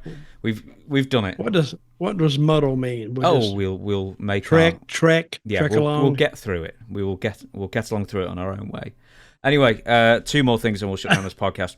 AEW Ranking System returns. And I was thinking about this just actually while I was asking the Wardlow question. Did TNA have a ranking system at one point while you were there, or was it maybe after you'd left? I don't remember a ranking system. Well, you're lucky then, so you didn't have to keep up with the ranking system. So, as of recent, Tony Khan has been hyping up the wrestler win-loss records on television again. Apparently, Now he started this way, didn't he? Yeah, he started this ages ago. And then apparently, another thing to blame CM Punk for, if you're that way inclined, CM Punk talked him out of focusing on such records. So, AEW is once again... CM Punk did him a favor. Yeah, I thought you might say that. Because if you go by those rankings, I don't give a shit. Because if you rank a guy, say you would rank, I don't know, who's the kid that almost killed himself coming off the ladder? What was his name? Dante Martin. You could rate him number 2, but guess what? Just because you ranked him number 2, don't mean he'll draw a dime. I'm going to give you a case in point. Did you go to see Stone Cold Steve Austin because of his great wrestling skill? No. You went to see Stone Cold because of his personality. Yeah, because of the way he made you feel. Right. Did you go see The Rock because of his great wrestling ability? He was a wrestler. He was a rock. Or Hulk Hogan. It just so... Because these guys were characters. And yeah, they got in a wrestling ring, but they didn't take arm drags and do that stuff and head scissors and drop kick. They didn't do that stuff. They get in there because they had their own style and the people liked it. And they liked Stone Cold and the way he talked. They liked Rock because of the way he talked, Hogan because of the way he talked and the way he presented himself, not because of their great wrestling.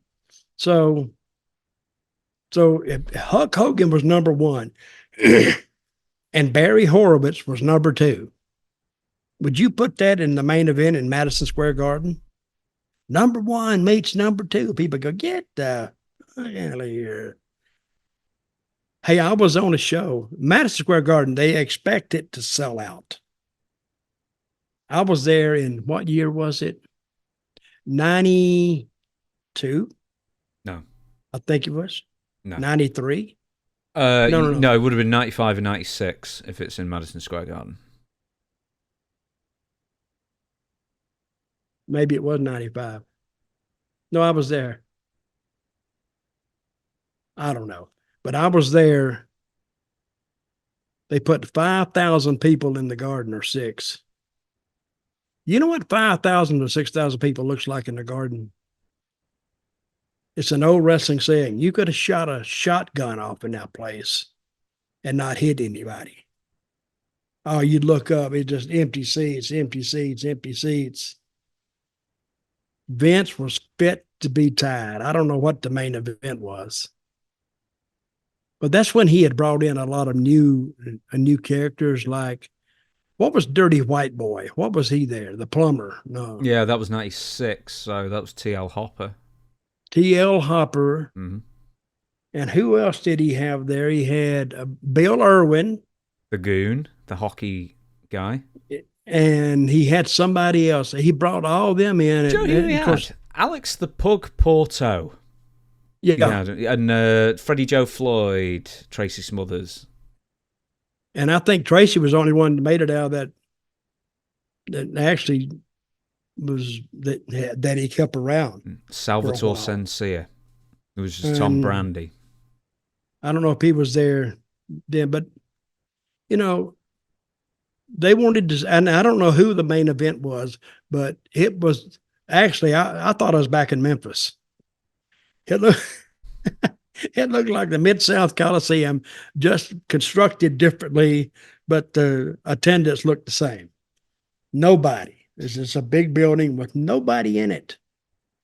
Vince was, everybody steered clear of him that night. I'm gonna have to look and find out which one that was. I'm gonna do that like in between recordings. We're gonna stick with the ranking system, and God, it makes no sense. There are 4 singles titles, right, and 5 top contenders. Yeah, you know what it reminds me of, really, and Tony Khan's he's been accused of this before. It's like a kid.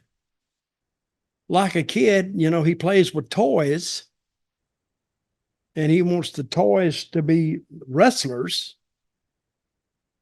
when the wrestlers are his toys. The real wrestlers are his toys, and he's writing it down. Now, in his head, I don't know. I can't say what he thinks.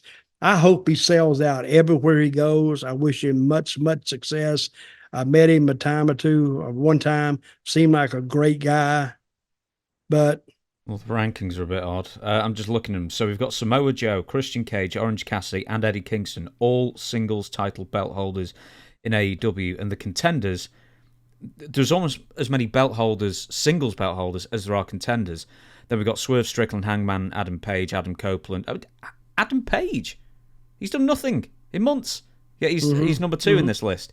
Oh, I'm sorry, I've got that wrong. I was thinking of Adam Cole. Adam Cole's done nothing, he's not on the list. I'm sorry, everybody. Adam Page and Swerve Strickland are contenders 1 and 2, that's right. Adam Copeland, I guess. John Moxley, yeah. Roderick Strong, yeah. But then there's, Kenny Omega's injured, MJF's injured, Adam Cole's injured, loads of people have injured. Chris Jericho's not on this, and he seems to be doing nothing but winning. There's the women's one, but then there's the tag team champions, Ricky Starks and Big Bill. Then the contenders are John Silver and Alex Reynolds, who I think have mostly been getting wins on Ring of Honor. So apparently Ring of Honor wins are now counting towards this. And Private Party, who I don't think has won very much. And who is that? I've heard Private. What is Private Party? Who are they? It's just another team. I don't get it. And the House of Black, they don't ever lose, do they? Or do they lose? Oh, I think they lose now. They were in the trios title ones. House of Black, they were number 5. That's another thing I don't like. Yeah. The trios. I hate 6-man tags.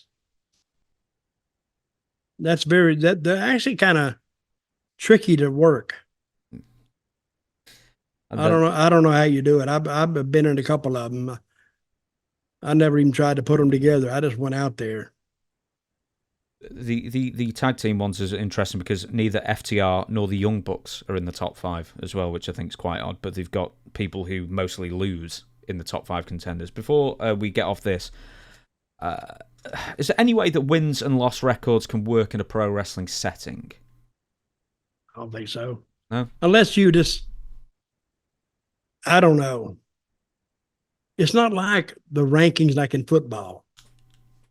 Or, I don't know. Or in boxing. See, boxing, they have those fights every 6 months. But you can kind of rate that because they're going for a big show. But if you're trying to do this every week, you confuse the fans and the guy who's putting this ranking system together. I think he has to get confused. Who helps Tony do this? He does it on his own? I think he must have other people doing it. But when they had the old ranking system, do you know what they used to do to pad wrestlers' records? They would actually legitimately do this. They'd take them off TV for weeks and have them wrestle on Dark and Elevation, which are like the YouTube exclusive shows. And then they'd pad up their win-loss record, legitimately, I suppose legitimate as it gets, really. You know, in a month, get 9 wins on untelevised shows, and then they can bring him back on TV and say, hey, he's 20-0 now instead of 11-0. But the thing is, it's like it seems that all it's doing is creating a giant pile of booking problems, and it's just logic where logic is bound to fail at some point. I don't think the fans understand it. And if you don't show it to them on TV, they don't get it. It's like watching a football team. Hey, they played 7 games last week and they won 5.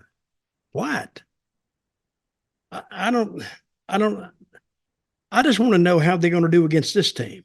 It's what I want to know. Give me one thing to look forward to, one thing to focus on, and I might buy that. But don't throw a bunch of other stuff out there. I think it's just it's lost in the ether somehow. Nobody understands it. And even worse than that, nobody gives a shit. Excuse my language. Never. Hey, we're talking about that bodily fluid. Yes. You know Yes. Who did. Yes, I know. Old, yeah, never mind. All them people up north. Who definitely didn't know about it. Right, we're going to finish on this. We're going to finish this episode on Chris Jericho and he posted some stuff of him on TikTok. I sent you a video of about 18 seconds of him doing a cover of The Weeknd's Blinding Lights. So what was your impressions of seeing Jericho there? Well, I didn't know who it was at first. I didn't think. I'm not a Jericho singing fan anyway. But he was on the cruise, wasn't he? Yeah, I think it was a Jericho cruise thing, yeah.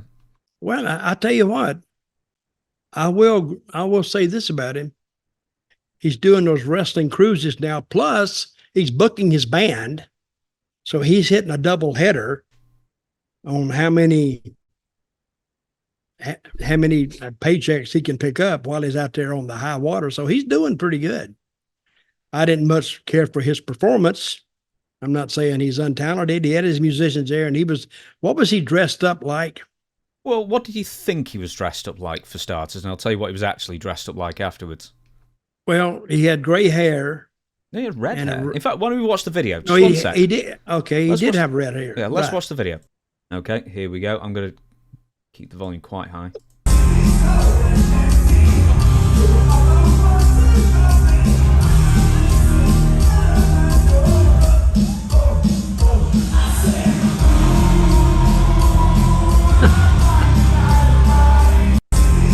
Honestly, I've murdered some songs at karaoke over the time, but I think he's done quite well there to kill off the Weeknd on that song.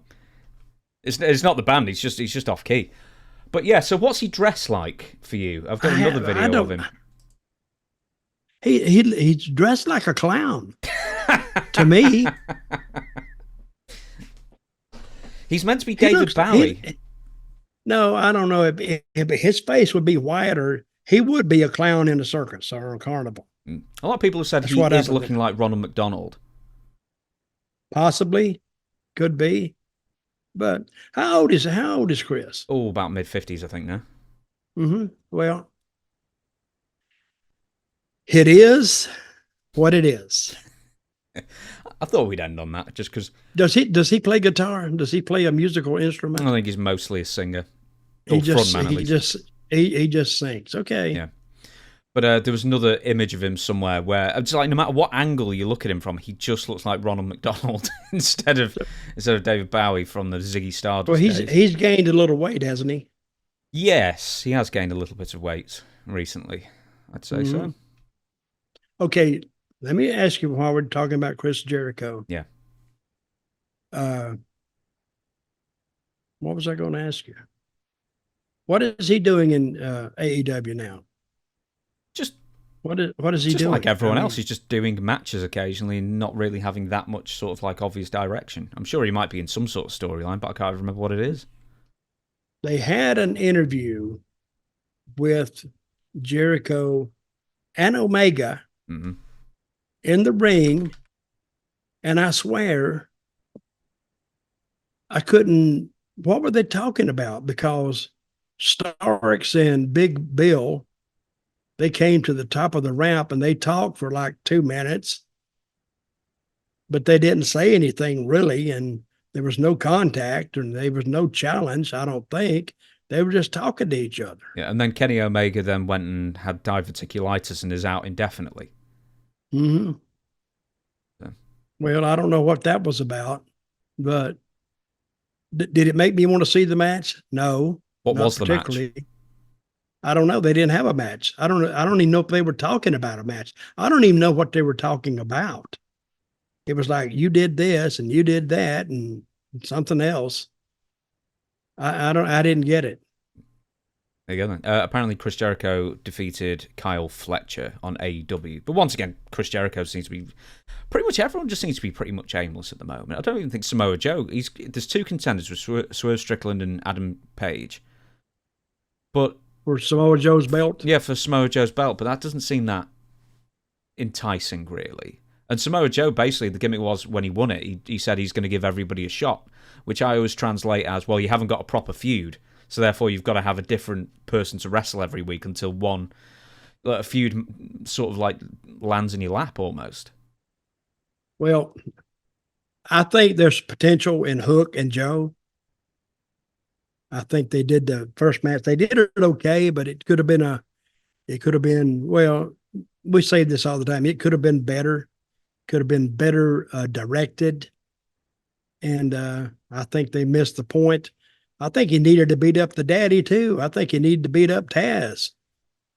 And then now you got an angle between Taz and the kid. And of course, Taz, he don't want to work that much, but I think that would add to it. I think that would make Hook matter because he screwed your dad up. That's what I would do. I think on that note, we are going to close down this podcast. Thank you, everybody, for watching. Damn, there's one plug I always forget to do. Franchise University with Shane Douglas, for goodness sake. On Shane Douglas' official YouTube channel and everywhere you find podcasts, you can find them there. There is the doll of the young Dutch threatening in the camera there. So that might be going for auction at some point from Dutch. So if you've got any interest, go to Dirty Dutch Mantell with 2 L's at gmail.com for information on the auction of the figure, the University of Dutch signed hats, the Dutch Mantell books, the Dutch Mantell diplomas, and everything else. But for now, thank you very much for watching. We will be back on Tuesday, unless we've got another special because Vince McMahon exploded or something like that. We'll have to do a special on that. But for now... yeah. We'll do it right when he's in the explosion. Yes. We'll do it. We'll do it live. Yeah, while the debris is still falling. Oh, yeah. And then what if we got a video of Vince choking somebody like Triple H? Got him in the office and somebody happened to get it on their camera. I mean, the Holy Grail will be the video of Nails choking Vince McMahon back in the day. What if you think if they did get a video of Vince choking somebody and the person is a civilian, don't work for WWE or nothing, what would that tape be worth to the media? It'd be worth a bit to me. I'd raid my piggy bank and have a look for that and see if I can get the exclusive rights. The problem is when a video gets so big, then all the newspapers and all the other media just extract it, steal it, and then they put it on their websites. Instead of like linking to your video, they'll just steal the video and put it up on their websites. And then you won't get anything anyway. What if NBC or CBS or CNN, they wanted the video? What would that be worth, you think? To a big news, I don't know, it could be worth 6 figures. Like TMZ, man, they'd pay a lot of money for something like that. Yeah, I'm just saying. But anyway, I doubt if he'll do that. But if he did, have your cameras ready if you're around him. And then have Dirty Dutch Mantell with 2 L's at gmail.com ready in your contacts to send it to. But for now, Dutch, thank you, everybody. We'll be back on Tuesday for Ask Dutch Anything. Questions for Dutch at gmail.com. Dutch, we the people. Hello, I know we said goodbye just before then, but just as I was checking before, there's a couple of bits of news that have come out. One, that Bruce Pritchard has conveniently scheduled tricep surgery, so he's probably going to be out of WWE for a short while. So that's interesting timing. The other thing is that Ann Callis, who is the lawyer for Janelle Grant, has been on Morning in America. And what's his name? Ann Callis, her name. A lady. A lady lawyer, would you believe? They'll be letting him vote next, I'll tell you. And here's what she said. It's been a long process, and she, Janelle Grant, wants to speak out for any other victims and eradicate this culture of corruption that has permeated every cell of the WWE. The Grant's attorney continued to say she feels overwhelmed by the number of people who've come forward, including other possible victims. And here's the quote. My office and my inbox have had a barrage of people wanting to come forward to attest about this culture of corruption and also possible victims. She said, we are just beginning now to wade through all this, but we're frankly overwhelmed. And one more thing I'll add, Grant wants justice because she wants to change the culture that is going on in the WWE. She wants to help other victims. She thinks by speaking out and coming forward first, the others will feel emboldened and encouraged to come forth. So the big thing that we're seeing there is the lawyer is claiming that there is a barrage of potential new victims that are contacting her and may also want to proceed in a legal manner. Aha. So what I said, I think on this podcast, she's not going to be the only one speaking out. Now the other victims, and I'm sure there's several, they're saying, well, I might as well get my story out there too. He could have done the same thing to them, saying he may not have paid them all the money, said, why don't you get a lawyer and come after me? They can't afford it. and who knows who's out there, because this is the story, I think, that just won't end right now. Hey, do you know what I was thinking just then? Inbox full of people, some of them potential victims. Class action suits. How does that grab you? Like here, right in the liver. But what I'm saying, this is going to cost Vince some big time money. He may be a billionaire, but they're the greediest of all, I think. And while I don't relish the thought of Vince having to go through that, but I don't like the thought of if half of what he did that the Grant lady charges, if even just half of it is true, it's still horrific. So I don't know, but I don't think the story is going to go away. And I think Vince's attitude right now, he's either frantic or he's mad as hell.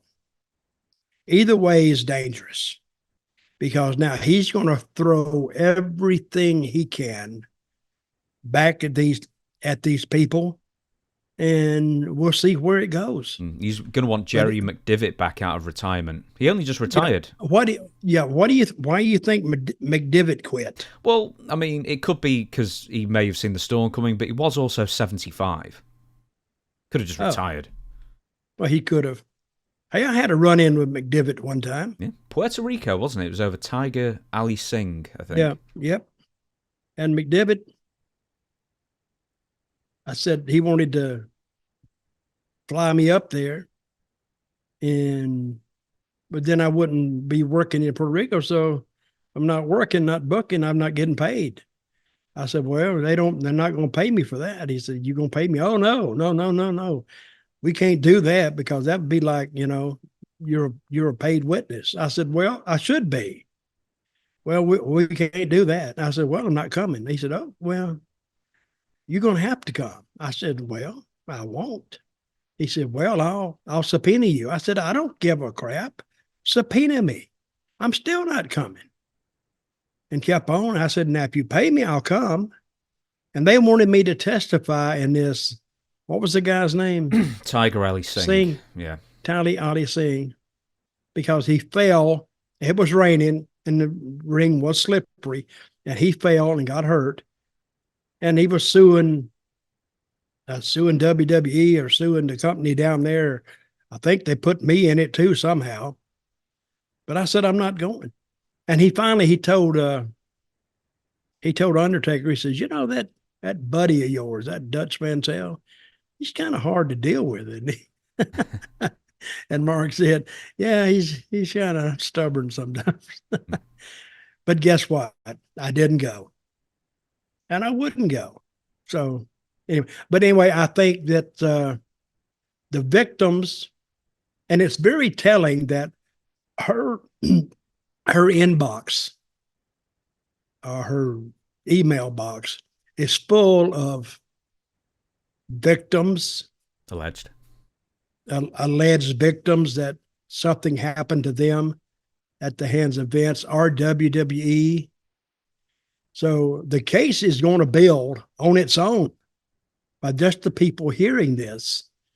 And again, we'll see where it goes, because to me, it's a very interesting story. So we'll see where it goes. Okay, having said that, this is now going to be the real end to this podcast. So we will see you again on Tuesday. Dutch, we the people. We the people for the second time.